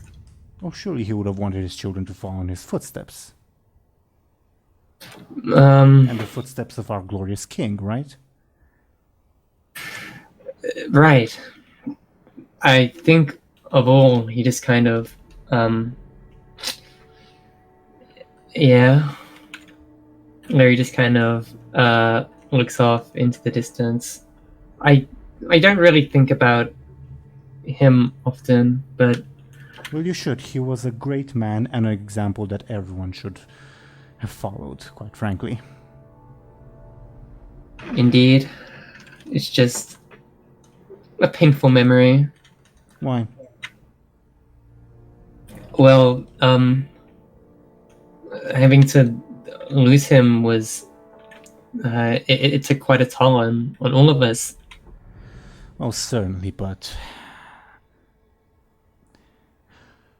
He died for a worthy cause at the end of the day, if what you're saying is true, and that should be celebrated. Mm-hmm. Well then, come. She like leads you in the direction of like the center of the Mana Forge. Lyri will follow intently. This device, dear child, was, well, the brilliant idea that Prince Kel'Thas and his Grand Astrologer had to, well, Prince Kel'Thas, at the time Prince, he hadn't realized his true destiny then, realized that this area was a ripe area for magic, and had an intense connection to the Twisting Nether, even more so than other parts of Outland. Did you know that before we came here, this was a verdant field filled with all sorts of vegetation? And, well, thanks to our benevolent guidance, it's turned into this. And we aim to continue the work of our glorious king. Well, it certainly is quite astonishing to behold. Well, as you can see, this thing is damaged. Fortunately, the breach was sealed long ago by some of the fools from Shatrath City, but we aim to rebuild this place and, well, hopefully none of the accidents that happened before will happen again. Though, we do have an issue. How much do you know about Tempest Keep? Well, nothing, but I'm assuming it's that big monolith that I saw looming in the horizon, right? You'd be correct, child. That place, if you'd believe it, once used to belong to the Draenei of all people. We took it over and we reused some of its parts to rebuild this. And to build this. And as long as several other similar facilities in this entire region, all of them breached the connection between this area and the Twisting Nether, summoning the magics and the storms, and all of them channeled that magic towards Tempest Keep. The problem, I think you can imagine, even if we rebuild this facility, it will, by design, redirect the magic towards Tempest Keep, which we do not control at the moment. Mind if I ask a question? Please. This place is where those mana cubes come from, right? The tiny little purple ones? A simplistic way of looking at it, but yes. Interesting. I don't suppose on your way here you saw someone named Tashik? Not a blood oath, a red-skinned Draenei, let's say. No. I did not encounter such a person. Unfortunate. He was the only one our allies were willing to spare at this point. They don't particularly see the value in our project anymore, the fools. But no matter, we'll make do with what we have. Right. And if I help you get this machine back and operating, would some of you spare sending me back home? She looks at you and says, "Sure, but why would you want to go back home? This place, well, your father fought and died for this place, for our king's ideals. Would you not want to continue them? To continue fulfilling them?" Well, our father also enjoyed family tradition and the guarding of our closest heirlooms, which will reside back in the High Home. I'm not going to abandon those. Suppose not. Well, how about we talk about that some other time? This isn't me saying no. This is an invitation to reconsider that perhaps this place is a higher calling for you. That perhaps this place is a better home than the High Home, as you call it. Right. I'm fine with that. So what's our first order of business? Well, first order of business. Well, I suppose there will be several. Have you seen any magic people wrapped in cloth?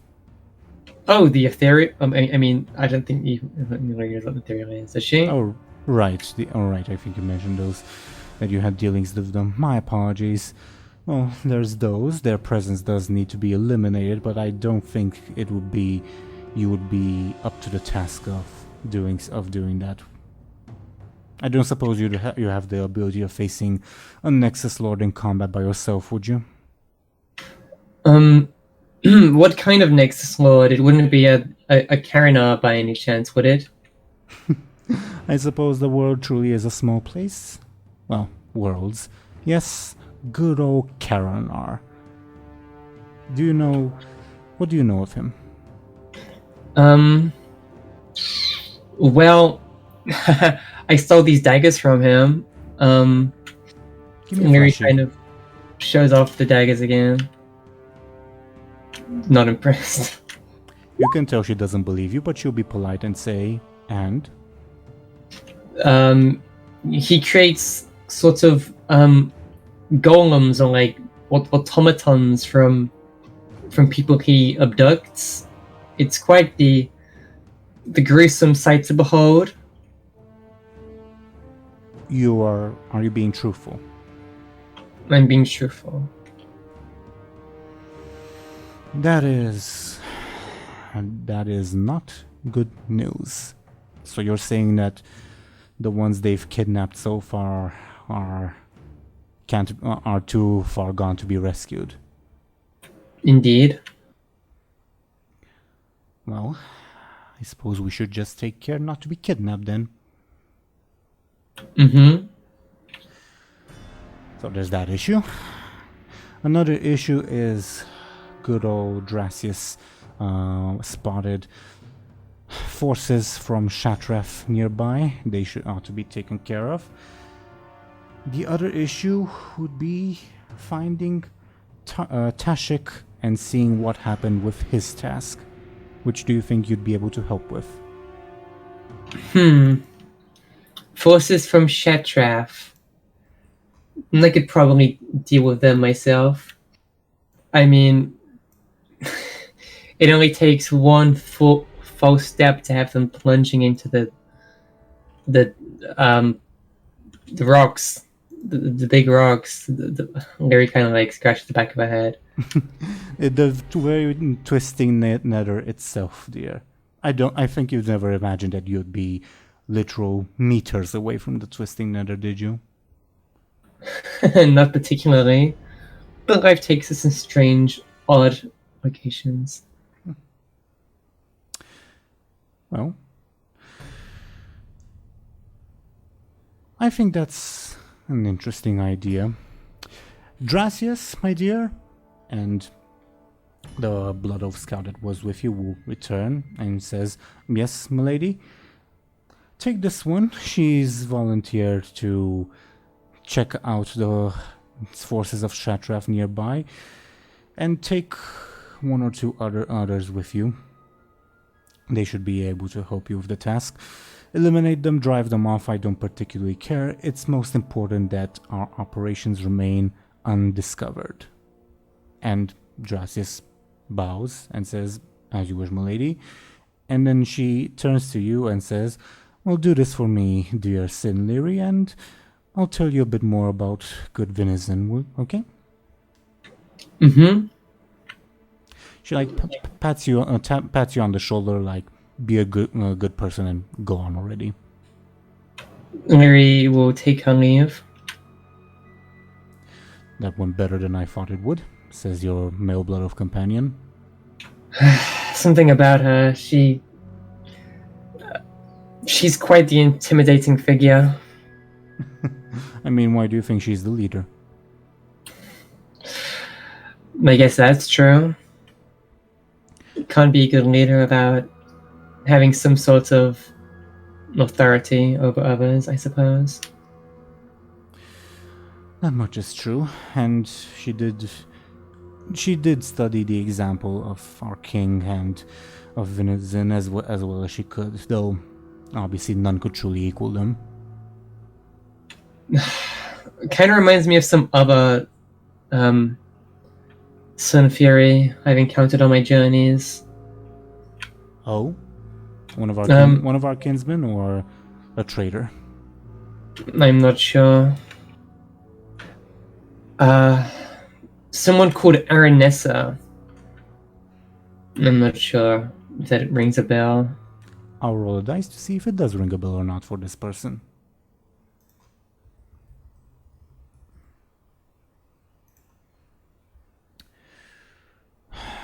Nessa.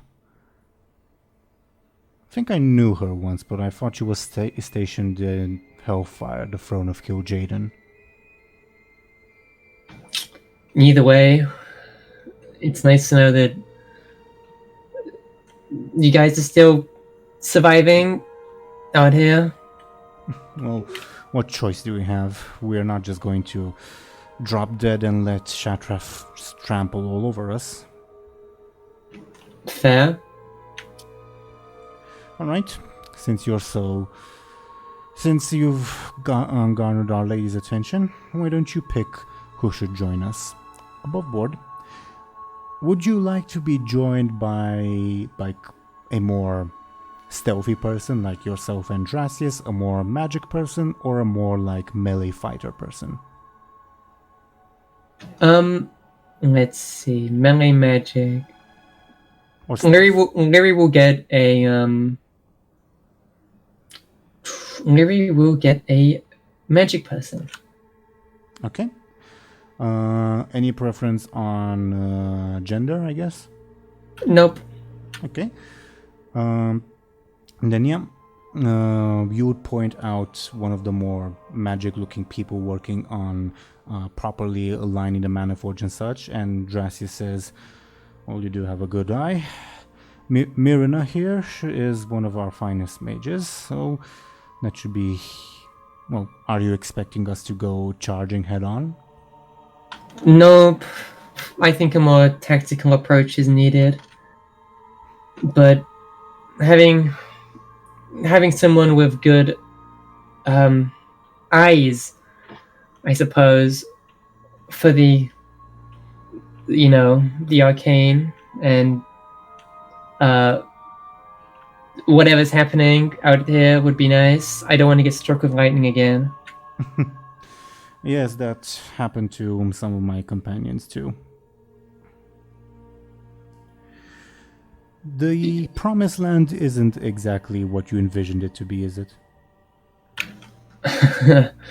Not particularly. I thought that perhaps the promised destiny of our people would be somewhat more inviting than the desolate wastes that the Scourge left behind, but I guess it's all utility.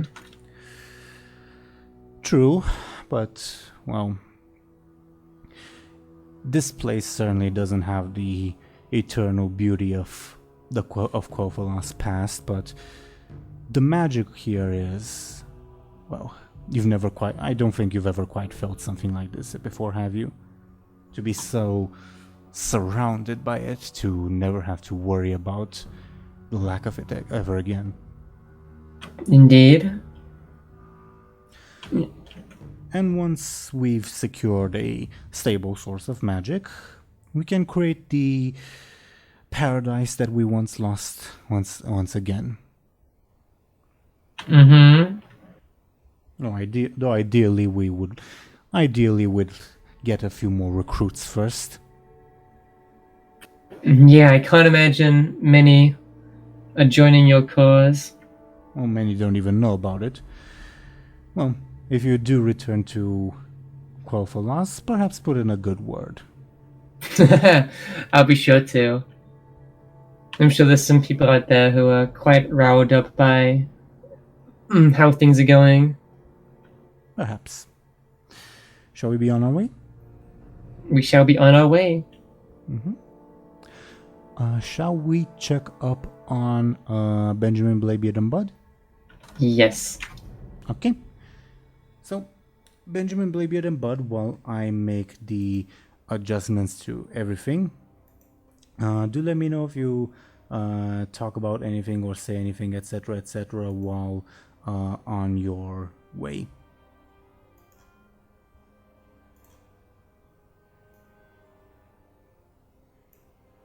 Can you guys hear me? Yeah. Yep. Okay. So do let me know while I mess with the stuff that is on screen. Bladebeard is looking at his own reflection in his sword, and it's brushing his beard with a hair comb. Of course. I thought it was gonna be something deeper, but of course. Deeper? Alright.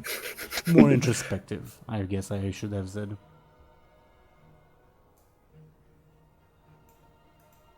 Okay. Gruswina won't say anything else either while you guys are on your way. So continuing on. Yeah, she leads you through a series of tunnels that are pretty difficult to like decipher. Like they all look the same, even unless you would get like a critical hit, you would see that you'd just get lost. It's all a matter of the dice. And she would eventually as you pass, you would see more and more undead skeletons nearby, just like wandering through the tunnels. But since you're with Gruswina, they don't pay you any mind. She doesn't pay them any mind either. Do you react in any way? Sorry, who was there? I missed it. Undead skeletons. Oh, okay. They don't pay you any mind. So, does your friend raise a lot of people, Bladebeard? It looks like. Bladebeard, just DoomGoblin rather, just as a reminder, like you split off from Satea once you like saw a bunch of moving corpses in her closet. Yeah, she has a lot of skeletons in her closet. Huh, quite literal, I see. Yeah. But it's kind of convenient that we were going to her house, and I guess we got into the sewer, and now we are going to her secret base, whatever. So, are you saying that the king wanted to hire us to kill your ex-girlfriend? What? Well, don't you remember when we told him about the potential necromancer under Stormwind? Nope. Fair enough. I guess you drank a bit too much. Also, I don't care about Varian. I didn't vote for him. He isn't my king. I don't think that's how it works, but all Well, the it power to should. you. It should. Then I would be the king. I have my doubts, but okay. What's your stance on necromancy, dearie? Gershwina, the mistress asks.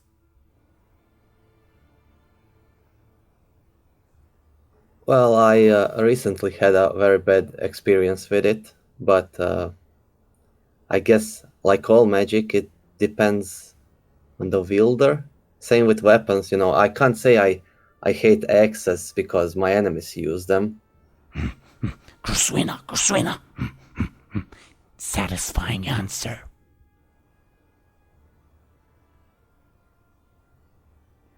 So, are you happy about having been raised? You ask her? Yeah. Not my choice. I do as the master or the mistress or the master or now the mistress asks. Yes. Gershwina. Well, you must have an opinion on it, right? In my life, I trifled with forces I shouldn't have. Demons. almost died once because of it. Scary, scary, scary, scary purple lady came. Almost killed me. Yes, but now I serve. Now I serve as is my lot. Yes. Roswina. Bladebeard speaks to demons sometimes too. I know. I guess it runs in the family. I know. I taught him that. All right. Who was your first master? If you remember.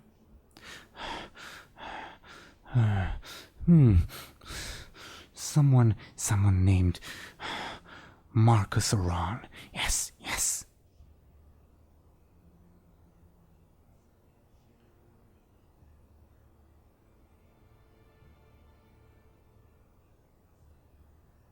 Did you guys hear me?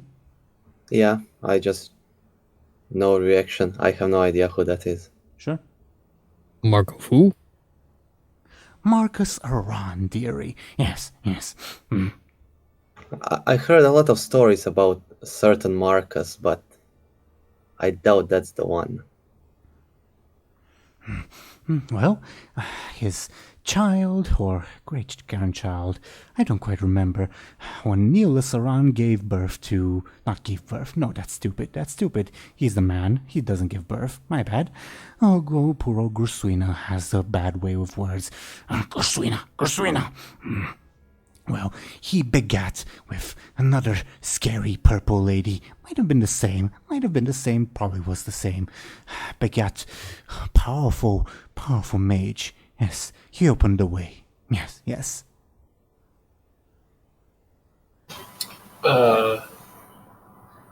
Okay. Purple lady. I guess that's someone we do not want to mess with. Night elves are purple. Think she's dead. Probably dead. Well, no, she was immortal. Hard to say.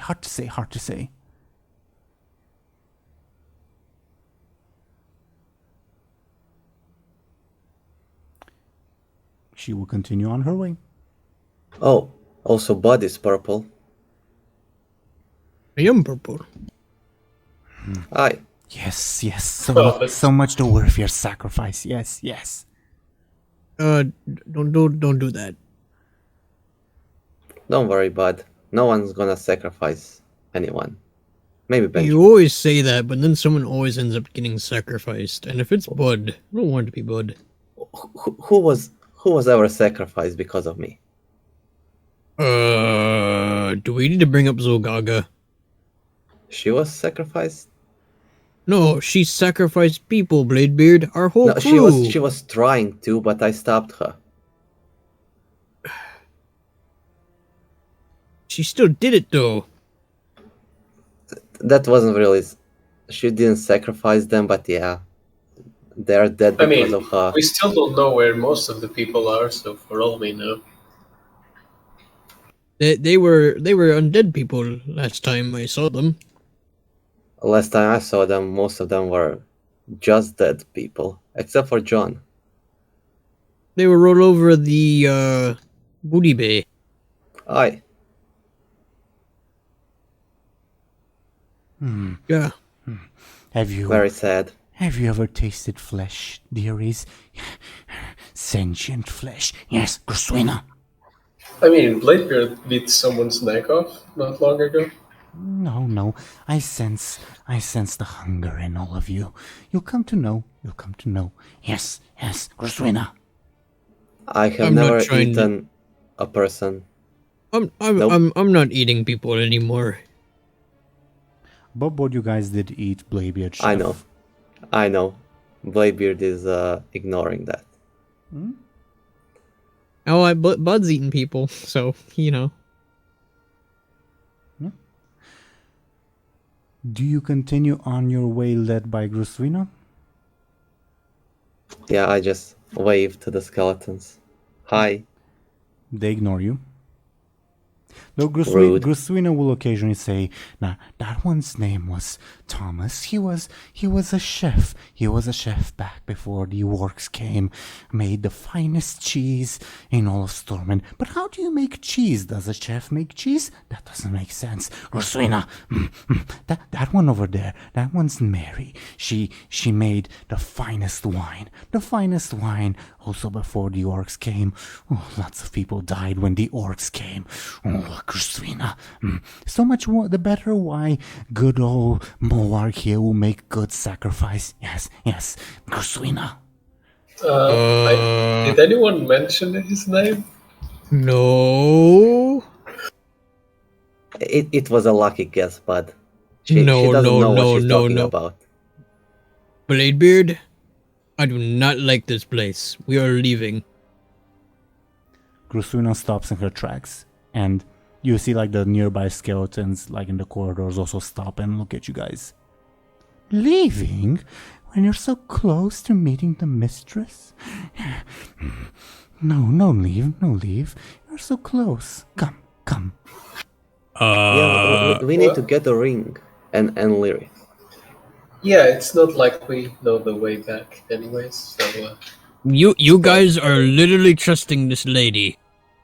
Well, I'm not, but at this point there's not really much choice. Trust, yes.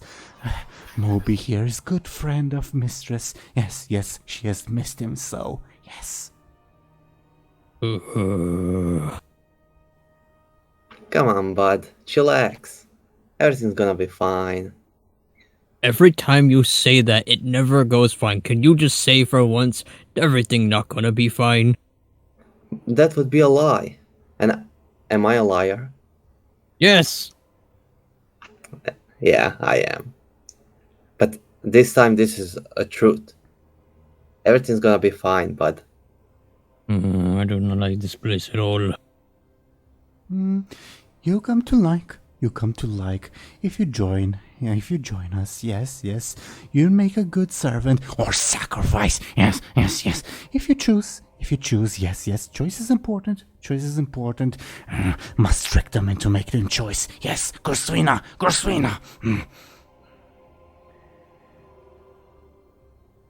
The heck, Bladebeard. You could try being like a little more subtle. Subtle? Yes. We are underground. Nobody knows. Pathways are so twisted and contorted, nobody could ever reach us. Yes. Must lead you to mistress. Yes. She has missed master so. What's with people underground and singing? People above ground also sing. Singing is great. Fair enough. Singing? Oh, yes.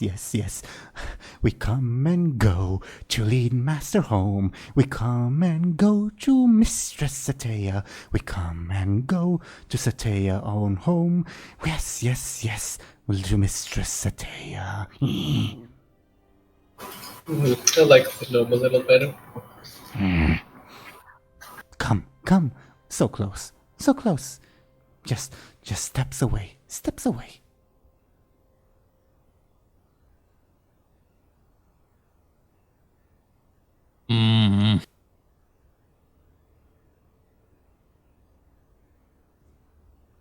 Up to you guys if you go.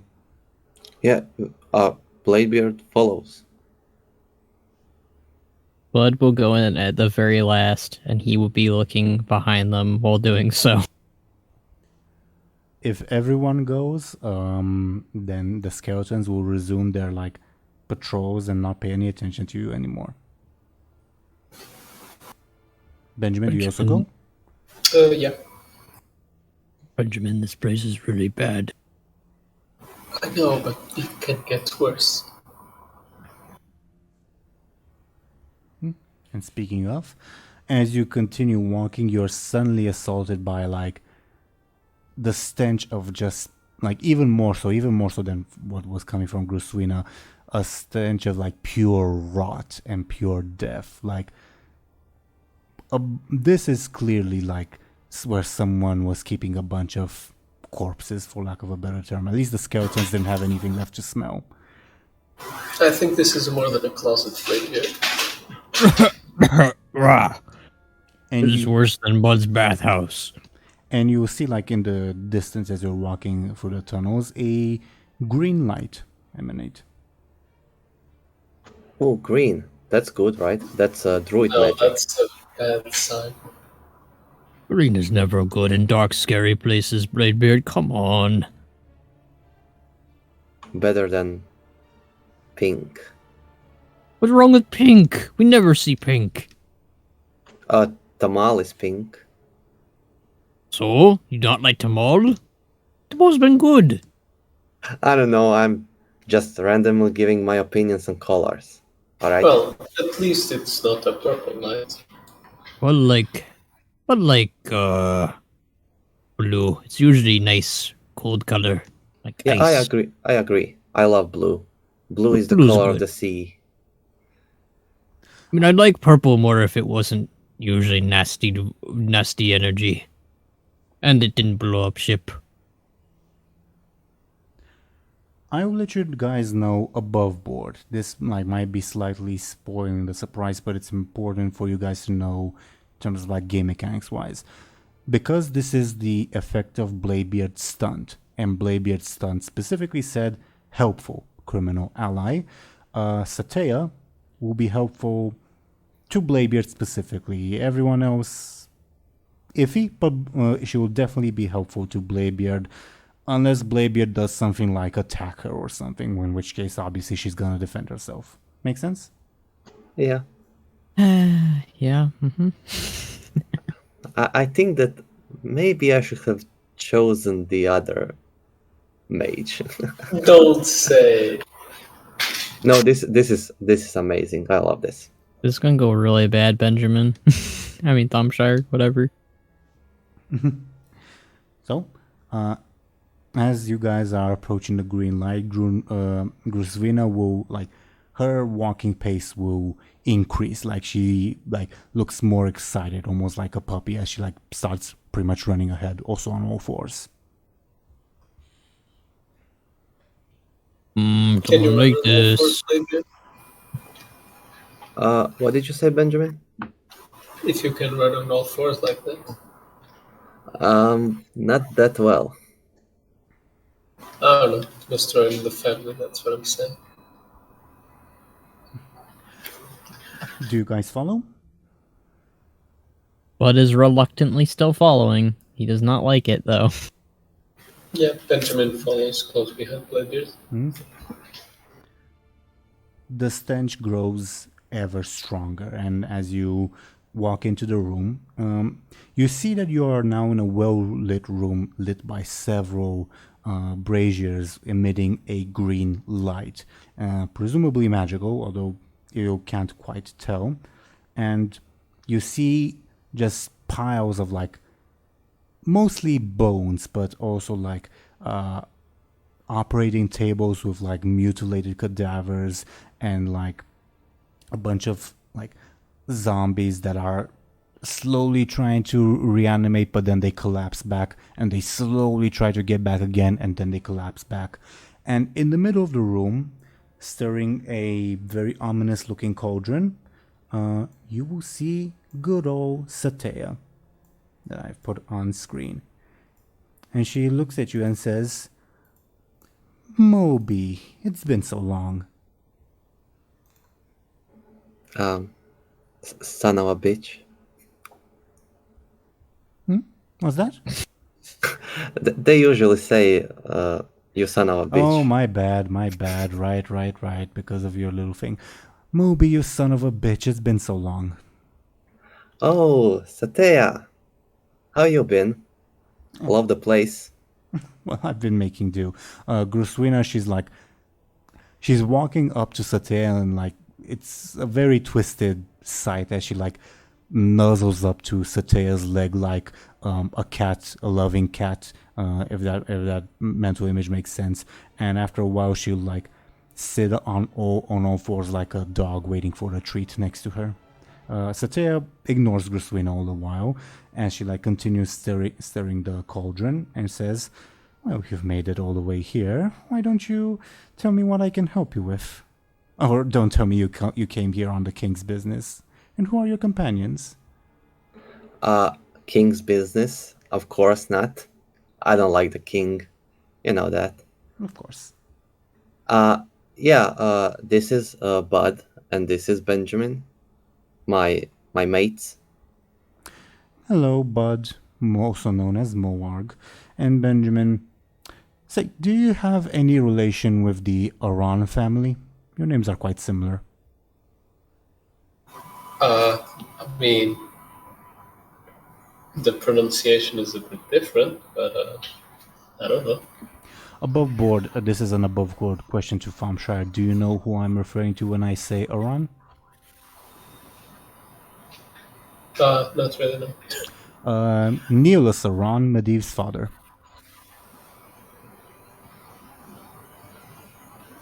Okay. It's up to you if Benjamin would know that or not. Yeah, I don't think you would know that name. No. Sure, makes sense. She then shrugs and continues stirring her cauldron and says, "Are these gifts for me, Bladebeard? You've always been oh so generous. Well, I say always. We've only really hung out once. You know, I've really missed you. Not many people are willing to hang out with a girl like me." Yeah, I missed you as well, but no, these are not gifts or sacrifices. You flatter me. I am, well, despite what Gruswin over here, and she strokes Gruswina's head as she would a dog or a cat. Despite what she says, I've not quite reached the point of sacrifices yet. You see, I'm still experimenting a little bit. Points at the reanimating zombie, and once again it tries to get up and falls back on the ground. I'm doing my best, but my new benefactors have been very, very generous with me, and I think in 5 or 6 years I should be able to produce some satisfactory results. Nice. All right. That's good. I'll spare you when the time comes, of course. You're one of the few people I really get along with. How have you been? We haven't talked in so long. Yeah, I'm doing pretty good. I actually came to you for a favor. Oh, anything. Well, you see, here's the deal. One of my friends teleported into hell, into Outland, right? Those are two separate things, but sure. I guess. So is it hell or Outland? Because if it's hell, I'd be very much interested. If it's hell, it's Outland. Actually, it's area 69, 50. What was it, Benjamin? 52, I believe. 52. Doesn't ring a bell, but continue, please. And I, a capable wizard that I am, I can teleport us there. But I can't teleport us back to Stormwind. Moby, you're definitely a wizard with your hands, but not in the way you're thinking of. But I actually can teleport us to Area 52, and then we capture or we find... Can you give me a flashy, so that to see if she believes you? She looks interested. Carry on. Yeah, I learned it today, a few minutes ago. But we need to find her, and then all of us should teleport back to Stormwind. And I can't do that, so I thought that maybe you would like to help me. Well, it should be easy enough to teleport back to Stormwind from Outland. Can you tell me more about this Area 52, about the magical currents and fluxes there? Do you know anything about the Rimmon factor? How high that is? It might factor into my teleportation spell. Didn't Tamal mention the place was called Netherstorm or something? I'm not sure if that helps. That doesn't tell me much, but it's a very telling name. I personally don't know much about the place. I just know how to get us there. One of the zombies that's been like constantly animating and dying explodes. It says, "Oh dear, sorry about the mess. I wasn't expecting visitors." Yeah, I'm also sorry. I came here No, uninvited. you're always welcome. If I'm being honest, you know, I really wish you'd visit more often. Yeah, recently I saw something that reminded me of you, so I thought that maybe you could help us. Oh, what was it? What was it? Oh, it's the coolest, grossest thing you ever seen. Wait, I'll take out my hourglass memory thing, and I'll tell it to create the orc cyborg abomination thing. Yeah, when you pull out the hourglass, she looks very interested in that. But when you play the animation of Subject 7, her eyes instantly light up. She like drops her staff into a cauldron and like walks up to you guys, like very, very interested. Like she's reaching out with her hands, almost like trying to grab it. And you guys can tell that this is an illusion. It looks like a sort of like hologram projection on a sci-fi show. You can see through it partially, but she looks visibly stunned and amazed. What is this? This is magnificent. Honestly, I have no idea. Obviously, it was an orc at some point. Right. But the mechanical appendages, this would require some type of magic to hold it together. Did any of you, looking at Benjamin and Buhd, did any of you see this as well? Can you identify what type of magic was involved? This is fascinating. Did I notice at the time or not? I think you did detect a like very nefarious mixture of arcane and void magic.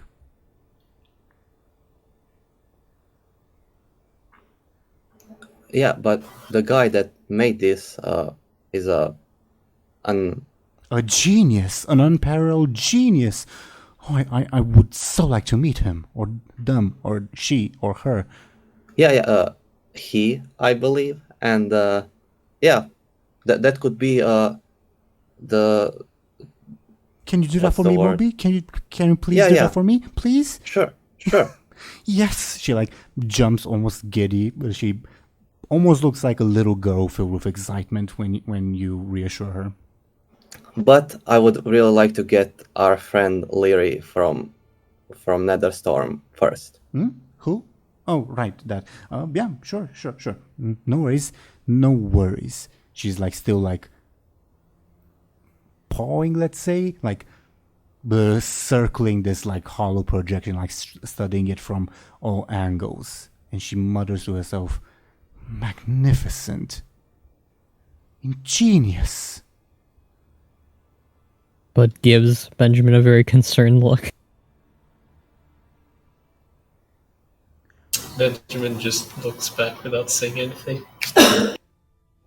Where did you meet this gentleman? Where did you see this? What? Oh, Stormwind few minutes ago, like I don't know, Seriously? an hour ago. Oh, seriously? Oh dear! I have to arrange my hair. I have to change my dress. Oh, I have to get blood off from my hands. Oh dear! Oh dear! Oh dear! Oh dear! Where is he? Where is he? Can you tell me, please? I don't know, but I know how to get to him, how to reach out. All right. Well, Moby, I think you very much got yourself a deal. So, specifically, how can I help you with? What exactly are you looking for? Well, we are going to go to this Right. outland place. Right. We have to find our friend and teleport back to Stormwind. That's it. Okay. Sounds simple enough. Well, I think there's two options. I can conjure up a teleportation circle and provide you with some arcane dust. And I teach you the spell formula. It's a pretty simple one. You'd simply smatter the arcane dust in a certain pattern, utter a certain word, and you would wind up at the teleportation circle. Or, well, I can come with. I think that'd be the more exciting option. I think that would be lovely. Yeah. I bet Outland is a... I don't know how it looks, but probably weird. Well, it'll be an extraordinary chance for me to gather more specimens, more intel, more. Ooh. This is exciting. Thank you very much for this opportunity, Moby. She tries to hug you.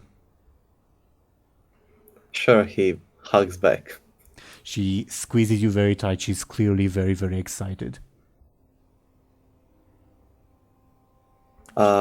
You'll have to let go first, above board. Yeah, he lets go.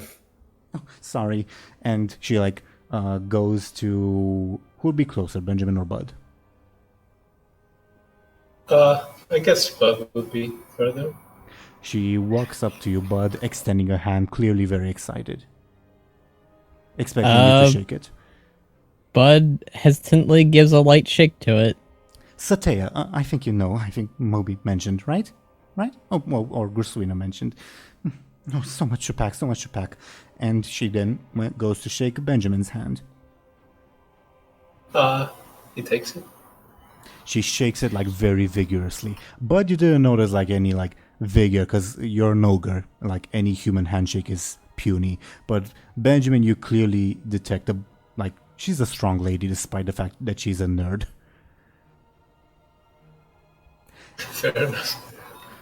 Well, I think this is the first time, well, actually not the first time, kind of actually the third time or something that one of your NPC companions will actually be a boss level character. Yeah, she doesn't betray us or anything. Right, Bladebeard? Right. Yeah, she won't betray us. She's fine. Because of the stunt, she cannot betray Bladebeard unless it's some extraordinary circumstance. But she might betray Benjamin or Buhd, you never know. Fun stuff. Okay.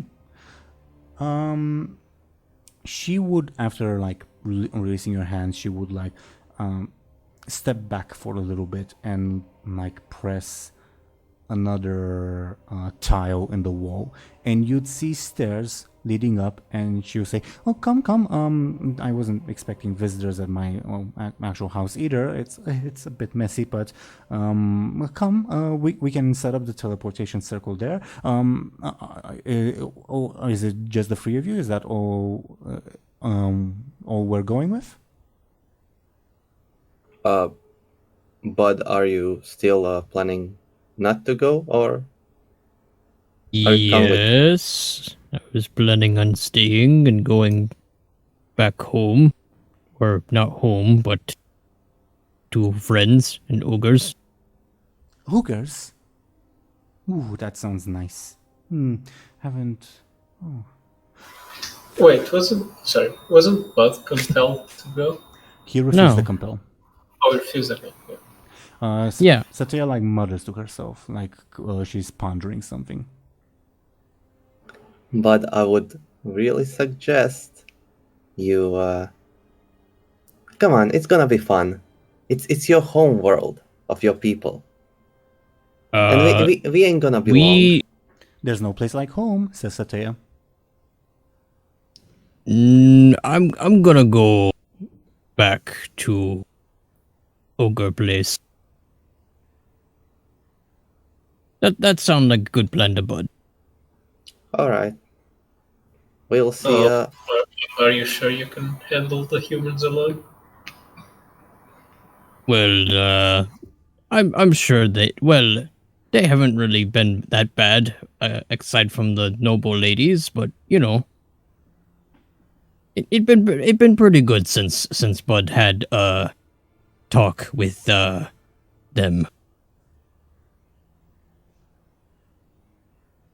Can I also compel Buhd to do the same thing.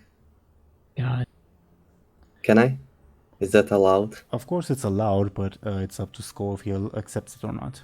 Yeah, I'm going to compel you, Buhd, to come with us because we are your friends, and friends. Again, I'm gonna reject the compel. I want to see where this goes now. I'm more interested in that than the alternative. Because Okay, then you lose a fate point. Yep. Satea walks up to you, Bladebeard, and like she leans down to whisper something to you. Do you allow her? Yeah. Do you want my minions to take him by force? No. Nah. Suit yourself. A good big ogre could be very helpful to us in the wasteland. Yeah, but wasteland. Yeah, I guess. It is Outland. All right. Well, if he doesn't want to go, he doesn't need to. He has bigger problems here. She shrugs. Well, shall I set up the Well, I think it'd be safest to set up the teleportation circle here, or maybe in my house. Make sense? Whoa. I don't know. Whatever is the best. Very well. You said you have a way to reach this nether storm? I can also draw a magical donut, and I know the words to teleport. She crosses her arms in a like oh really position and says, "Well then, show me, Moby." Oh, wasn't Tamal gonna come with us, Bladebeard? He will. Who's that? Well, I'm just I thought asking. he was staying behind. Who's Tamal? Well,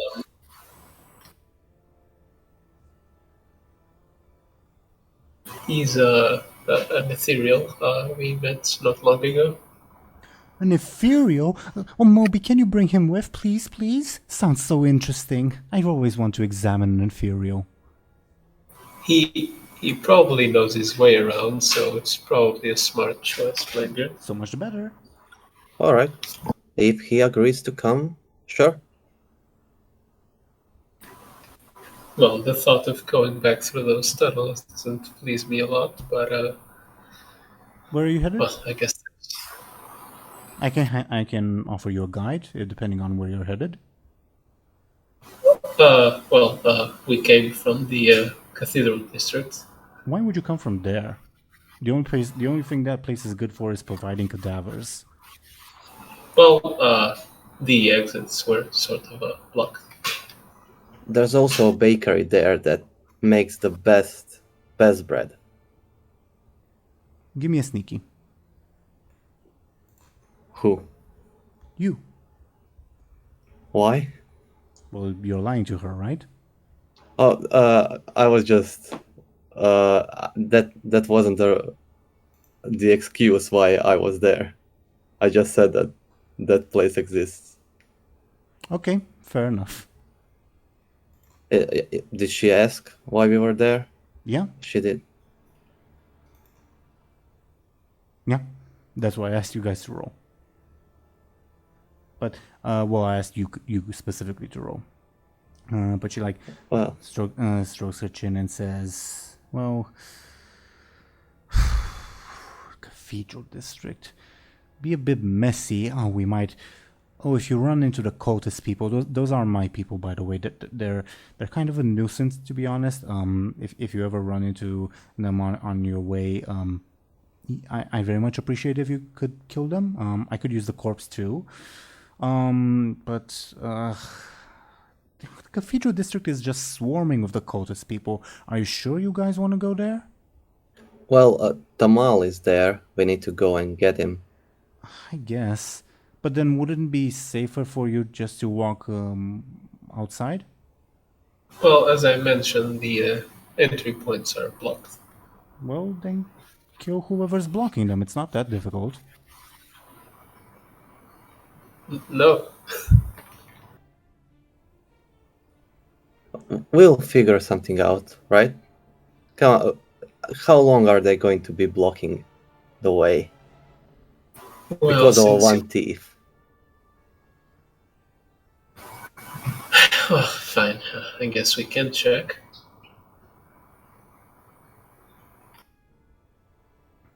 Well, Moby, you know how to make your way back here if need be. Yeah, back to your... We are in her, like... You're still below ground. You haven't, like, climbed up yet. are we below your home? Oh, yes, yes. This is your basement. Basement to the basement to the basement, but yes. All right. Yeah, I know the way. Okay. And well, if you come alone next time, that won't be so bad either. All right, but I'm coming back with Tamal and Sure. Benjamin. If you ever find yourselves in the tunnels again, just call out for good Gruswina here, and she like once again strokes Gruswina's hair like she's a dog or something, and well, she'll come and guide you to wherever you need to go. Okay? She smiles at you. All right. He smiles back. She turns to look at Buhd and Benjamin, and she says to Buhd, and well, I look forward to seeing you again, Moarg. How you know my name? Or real name? Oh, my friends told me. Oh, I shouldn't have Your- said that. Forget I said your- that. Your dead friends? Or... Forget I said that. Forget I said that.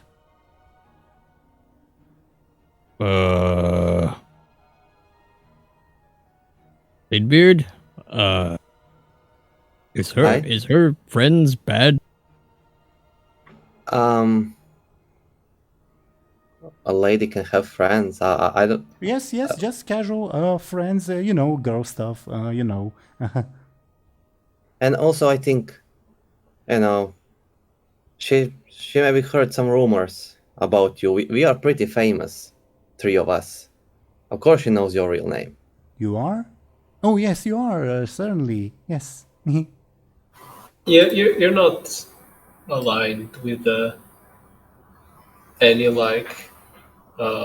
group intending to overtake Stormwind, are you? No such thing. Give me a careful.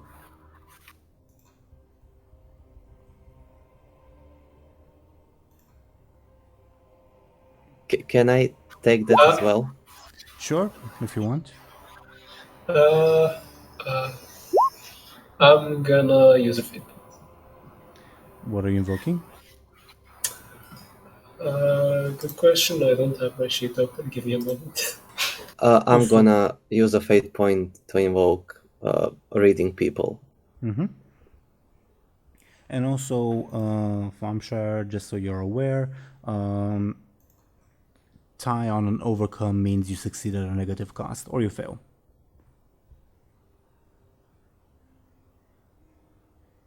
Did you hear me? Yep. Okay. Bladebeard succeeded, but let's see if Thompshire also succeeds.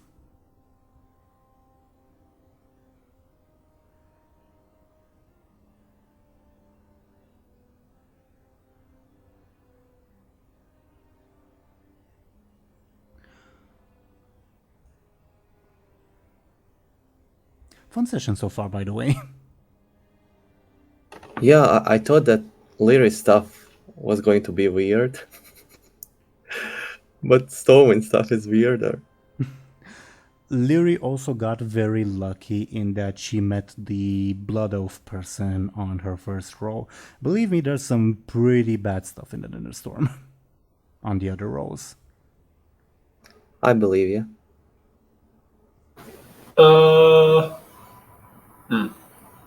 I guess he'll invoke Adventuring Salter. I guess he's kind of used to find blind people in his adventures. Potentially blind people, I guess. Makes sense to me. That if you use it to improve your roll by +2, is that what you're doing? Yep. That would make it a tie, which would mean you succeed at a negative cost or you fail. Up to you. I guess negative cost. Okay. So when you ask her if she's related to some group who's conspiring to overthrow Stormwind, she says, no, not at all. She said something to that like, Bladebeard, you clearly realize she's lying, and Benjamin, you realize that as well. However, the negative thing that happens is, as she's like feeling embarrassed and like squeamish and a little bit intimidated, she doesn't control her magics that well, meaning that a zombie that's right next to Benjamin, who was also like animating and dying, also explodes, covering Benjamin in gore. Oh dear, not again. Ooh. Right, it's not a red flag at all. And he kind of just pushes some guts off his sleeve. I've got a towel. I've got a towel upstairs. I'm so sorry. But yeah, you can clearly tell that she's lying about not being related to the conspiracy.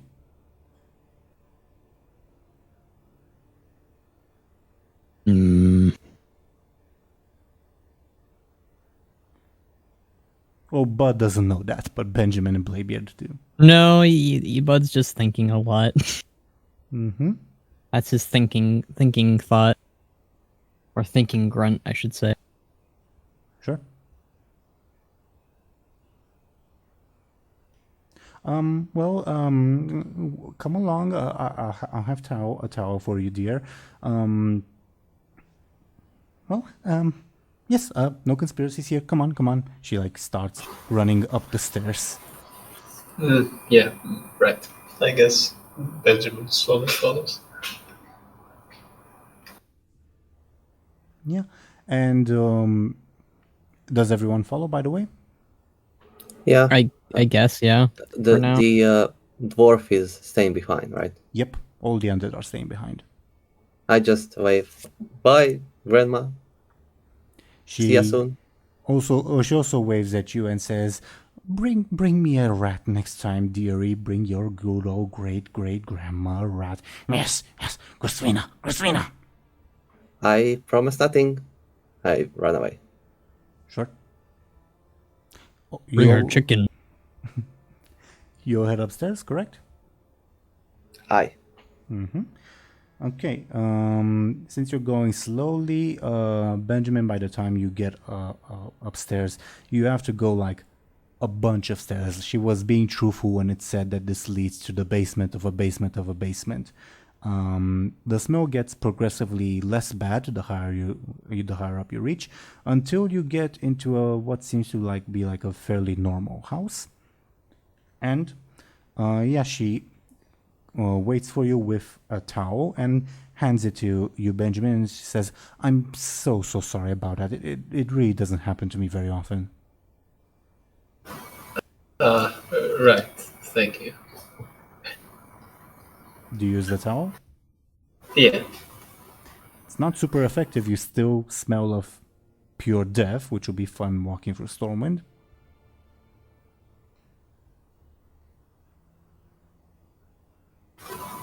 Wonderful. I'll smell great for the trip. Yeah, if only Shallan was here, he could make people cleaner with his magic. Remember that? I miss that. I miss Shallan. He was a good friend. He still is? Well, he's not here right now. He's alive. I can still miss him, though. This whole ogre business is just gonna delay our visit to Dalaran.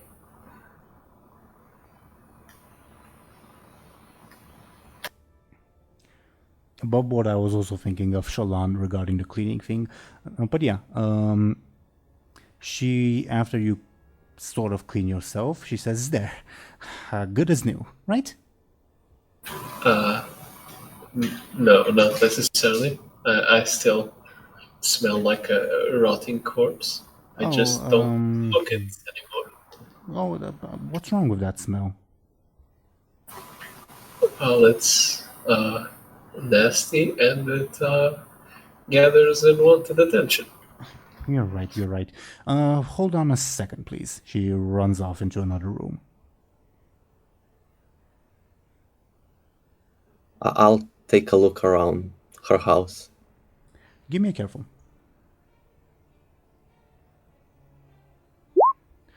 With that roll, you see that she's being even less careful than when you first saw her, with like hiding the literal skeletons in her closet.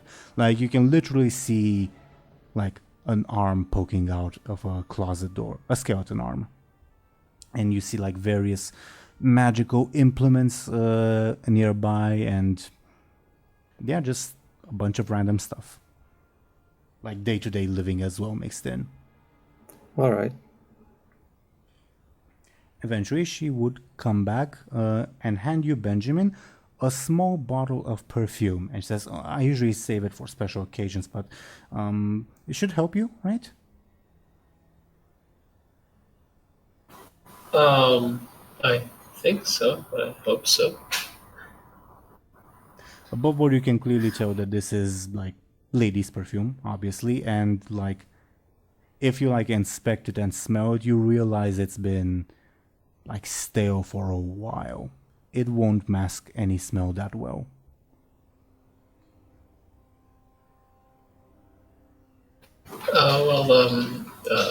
I appreciate the thought anyways. Sure. She smiles. Well, I'll be waiting here. Moby, you know how to lock. If you're not lock, how to knock. If you'll be coming through the tunnels again, call for good old Gruswina, and she'll lead you guys. Yeah. Be on your way. Yeah. See ya soon. Yep. I'm gonna go leave again. See.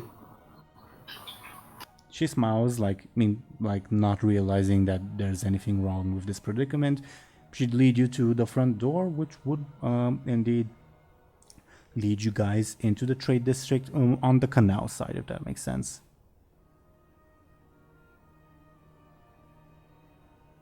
All right. Asking everyone here, including Zelris, would you guys say that this is a good point to end today's session? I'd say so. Sure, makes sense. Sure. Okay. Apologies for not visiting you again, Zelris. Is there something you'd like to do as you are on your way? I don't have like the encounter with the Shatref people ready yet. That's why I haven't visited you again. Mm-hmm. So do let me know if there's anything else before we end the session. If not, well, thoughts on today's session? I love it. The idea that Bladebeard bangs the weirdest people just got reinforced 1,000-fold. It's nice that Lyri has like a 1,000-mile head start because it's taking so long to do this. Yeah, but I kind of imagine that like by the time you guys reach Netherstorm, Lyri might be far gone. Who knows? Probably. But they can solve that problem when it gets there. Who knows? Who knows? You do have free side quests available to you. Mm-hmm. Very soon we'll see Lyri decked out with like a felt hat, a green shirt, pink pants, all that good stuff. Yeah. I've made this joke before and I don't think it's gone old, so I'm happy to make it again. Sorry. But yeah. What are your thoughts on today's session? Splitting up into 3 different groups. That's awesome. We're gonna be splitting up again, guys. This is what the season's all about. Sounds I mean, horrifying you to can me. still come with us, bud. Nah, more interesting if Buhd stayed behind. Yeah, I find it way more interesting if Buhd stays behind to deal with the ogres. it's more complicated, and like, but I can't see Buhd in the narrative just ditching the ogres right now. Especially if within well, I don't know. I don't remember if Buhd knows that, but there's an ethereal that wants them too. So You were present there. He knows that because Lyri was talking about selling them. yeah. So there is an ethereal on the list that wants the ogres, so that even further encourages Buhd to stay behind. Yeah. Yep. Like if the situation was like that Buhd didn't have to care for the ogres and that like no one was really after them, I think Buhd would have gone, but that's the problem. Understandable, definitely. You could have also brought the ogres along, I suppose, but it's also understandable why you wouldn't. Buhd thinks they would jump off the cliff of the planet, apparently. Which is very, At very least you guys got a brand new companion to look after you. Lyri did too. Yeah, but isn't Necromancer stronger than my guy? Then the scout person, yes. Then Oscuri, debatable. Oh yeah, but she's not with me on the mission outside. Fair enough. I'll also get to work on designing the mage lady person that's gonna be coming with you. Mm-hmm. Because I don't have anything in mind for that above board yet. So it'll be good to have some time to design that person. But yeah, this session was fun. I'm on the Stormwind front. I'm very, very glad that you guys went the underground route and stumbled into Crusuina. That was fun. Yeah, this session had a lot of random stuff lining up perfectly on both sides of the story. Yeah, actually. And also on the Netherstorm side, as I mentioned, was very, very lucky that on the first row, Lyri, you ran into the Sun Fury Scout and not into say the Nether Dragon or something, or the Ethereals. Mm-hmm. Some of the other stuff. Also, no one's corrected her on Karen Aya, whatever the hell his name is. On the Nexus Lord?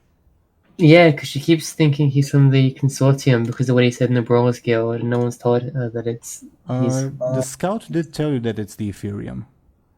Yeah, but the Scout never said that that Nexus Lord was part of the Ethereum. Just said the Ethereum was bad. No, he did say that. He did say that he was part of the Ethereum. Did he? Yeah. Okay. And he didn't mention it again because he thought himself, okay, she thinks they're the same thing. I'm not going to correct her. Well, I mean, she doesn't know they're different things, so that's fair. But also an interesting, it's an interesting thing to point out because, yeah, the Consortium and the Ethereum are very different things. Mm-hmm. So I don't think I said the Consortium when I did the Brawlers Guild thing, but I might be mistaken. The Nexus Lord said that whoever wins would be given a special deal to enter the Consortium or whatever, something like that. I don't know. I rewatched it the other day because I was going to see if she knew his name because I wasn't entirely sure. Duly noted. I may have misspoken, but if I did, I'll work it into the story. No worries about that. Okay. Duly noted in that regard. But yeah, I'm curious, Zelris, what are your thoughts as well as Lyri's thoughts on your current situation? You know she's gonna betray them instantly, right? Yeah, I imagine that. She's not a fan of these Sun Fury people. And I don't know if this is revealing too much, but she chose the mage because she can pickpocket it and see if they have any tomes that might help her get back home. She's instantly just about to betray their ass and run away. Understandable. Is the lady's offer, I'll tell you more about venison if you succeed, tempting in any way?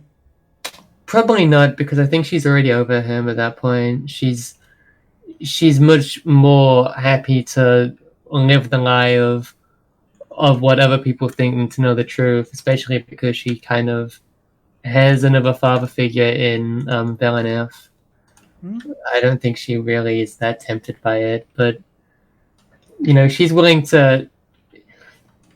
If it proves useful to stay around long enough to get the information, she will do so. But she's not too swayed by it. Sure. Makes sense to me. And yeah, don't worry. I am very much, and I like, even if you hadn't told me, I was very much anticipating that Lyri wouldn't stick around with these people forever. Yeah. She has a one-track mind, and she doesn't think anyone's about to rescue her, so she can't be getting involved in bad business. That's why she's about to involve herself in bad business by betraying them instantly. Funnily enough, there's at least 3 factions in the Netherstorm, and at least, there's the Sunfury people, and then there's the Ephemerals, who are definitely hostile to you. So that'll be fun. That will be fun. Yep. But yeah. And all the scary beasts and dragons and all sorts. Lots of stuff going on. Safe to say that I refreshed my memory on some of the Netherstorm quests when I did my prep for this area, and I hope you'll encounter certain things, but if not, it's fine. Oh yeah, was that Maniforged Duro, by the way? Because Nope, it was Ultras. Oh, I was so close. I was trying to analyze that, where exactly would this likely be on the Netherstorm map? Ooh. But would you like the above board knowledge of what Manastorm Ultras is? No. I'll look into it in my own time. Sure. I need to refresh myself on TBC and lore a little bit. But I think I have Lore Master for this zone, so I should know it better. I mean, TBC lore is definitely on the weirder side, but also on the more interesting side. And if the campaign takes a more TBC direction, even more than right now, definitely interested in how things will pan out because of that. Also excited to see how Benjamin and Bladebeard react when they're just left on an outlines about Lyri, because she'll be long gone by that point. We'll see what happens at the end of the day. Lyri's gonna be on the other side of the outlands by the time they arrive, I swear to God. We will see. Motherfuckers played cards while she was wandering the fucking storming deserts of Netherstorm. That did happen. Yeah. Fun stuff. We'll see what happens. Yeah, we'll see. But any other thoughts on today's session, which I thought was very interesting on both the Netherstorm and the Stormwind sides. So yeah, any other thoughts before we go into our shoutouts? Buhd does not trust that necromancer lady, and I find it interesting that he's sticking around in Stormwind, I guess. I don't know. I found that aspect, I did think about it again. I knew that was going to come up because of Buhd's aspect. I was like, you know what? Someone's going to be like, Buhd's friend of the end aspect is, we're going to call him out on it. We're going to make Buhd. I was half tempted to compel you to stay because of former warlord, but yeah, I decided to stick to keeping all the fate points I can get. So I really wanted Buhd to stay in Stormwind because I think shit's gonna go down there while we're gone, and I'm like, all right, well, I think Buhd's gonna want to stay, so I stuck with that. I'm sticking with it. I'm sure there's gonna be a reason for Buhd to go to Netherstorm at some point. I guarantee it's gonna happen. So, but for now, I like the idea of Buhd just staying and playing babysitter. Yeah, we'll see. We'll see. Thompshire, DoomGoblin? No, I loved this session. I love the Setia character. Satea. Satya, yeah. Satea character. Bladebeard's god girlfriend. Yeah. I like her.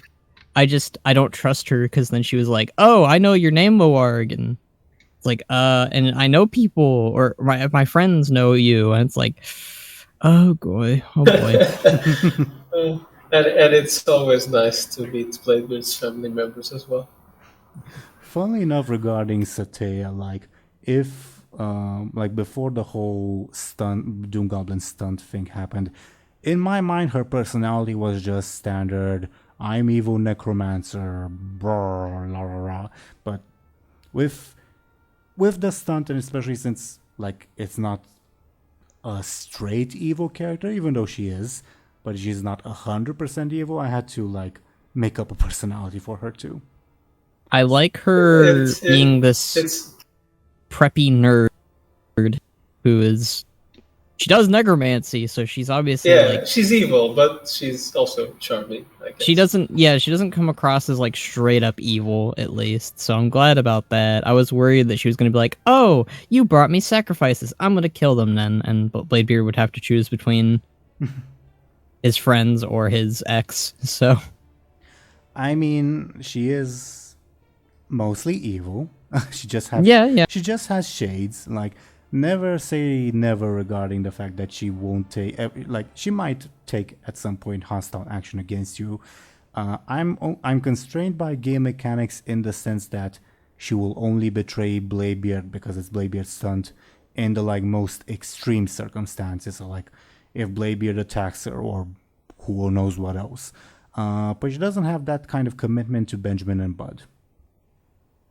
Now that makes sense. That doesn't mean that she'll just like wantonly attack them for no reason, but it does mean that Benjamin and Buhd don't have the same protections that Bladebeard has. Yeah, Bladebeard always has protection. Apparently not. Apparently not, yeah. Apparently not. Also above board, we can just say that those were the mad ramblings of Gruswina rather than actual fact. I leave it up to you, DoomGoblin. I don't want to force that character element on you. I don't care at all. Sure. So, was she mad? Was she telling the truth? I don't care.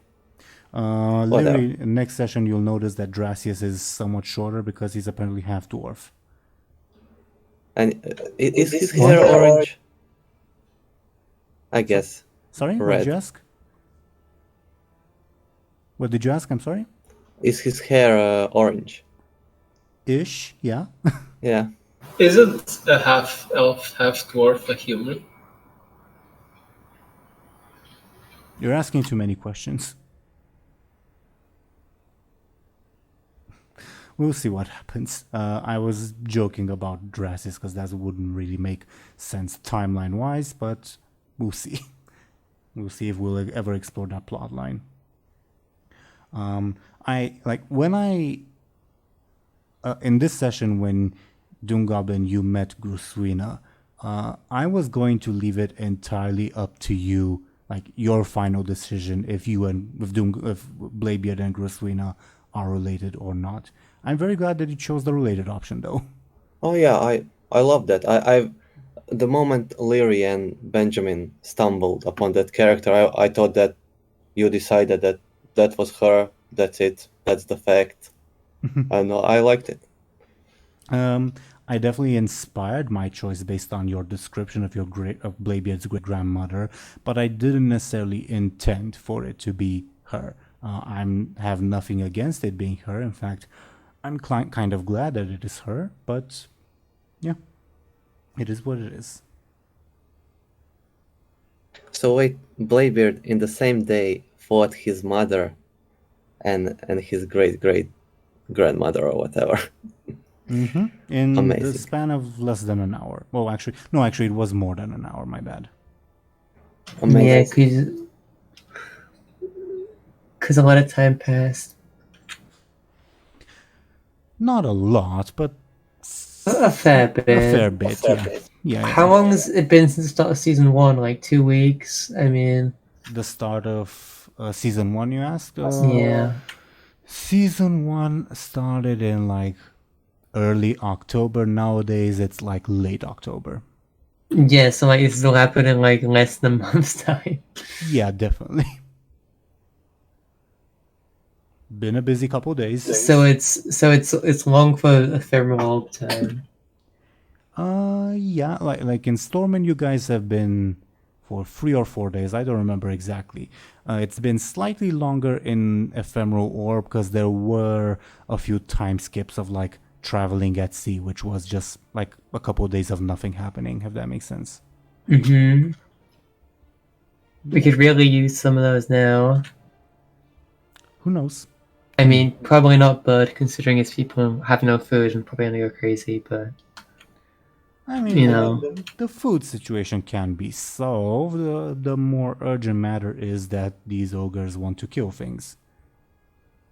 Oh yeah, that too, but you know, I think it kind of that adds too, on. That too. I love the way you said that.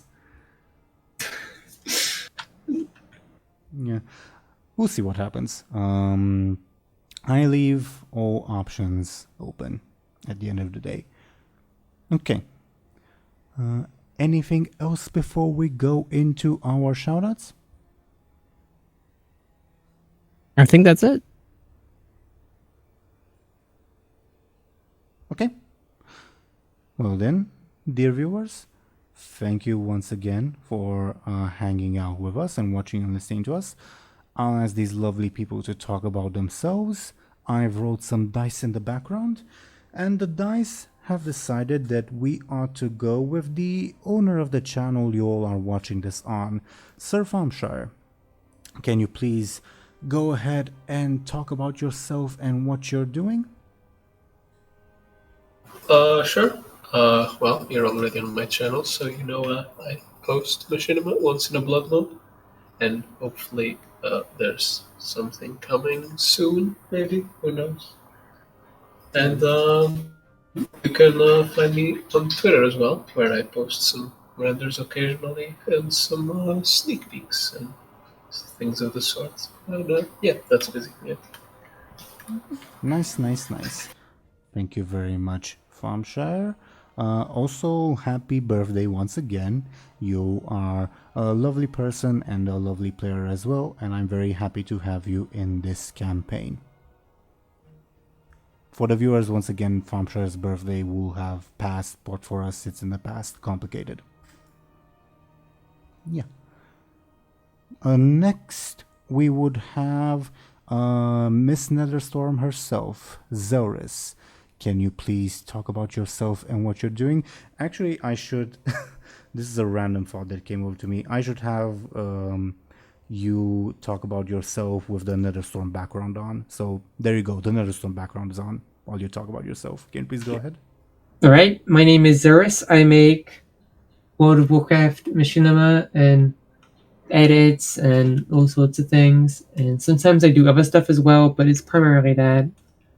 You can follow my Twitter or my YouTube. I post things there. And hopefully I'll put out some more stuff lately. Yeah.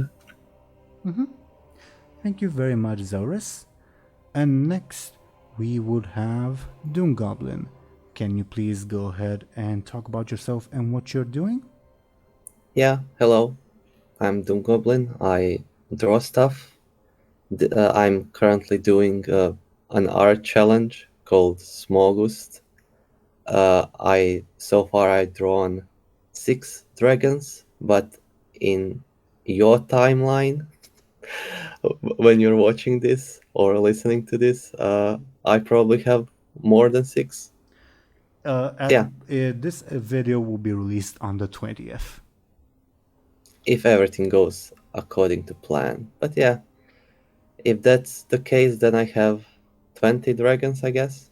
And yeah, it's a pretty fun challenge.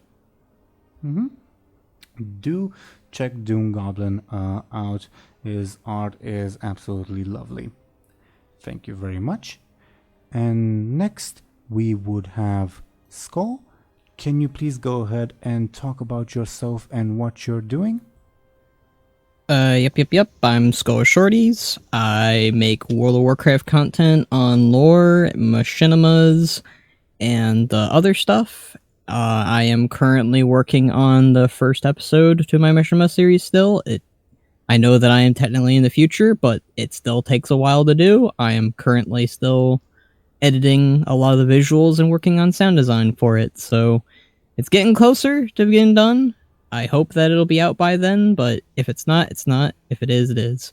So, very excited to get that out there, and working on other stuff too. Machinima takes a lot of work, so do check Skulls out whenever it is done. Thank you very much. And I was your Dungeon Master, Game Master Teeironor. I do this series, which is a lot of fun.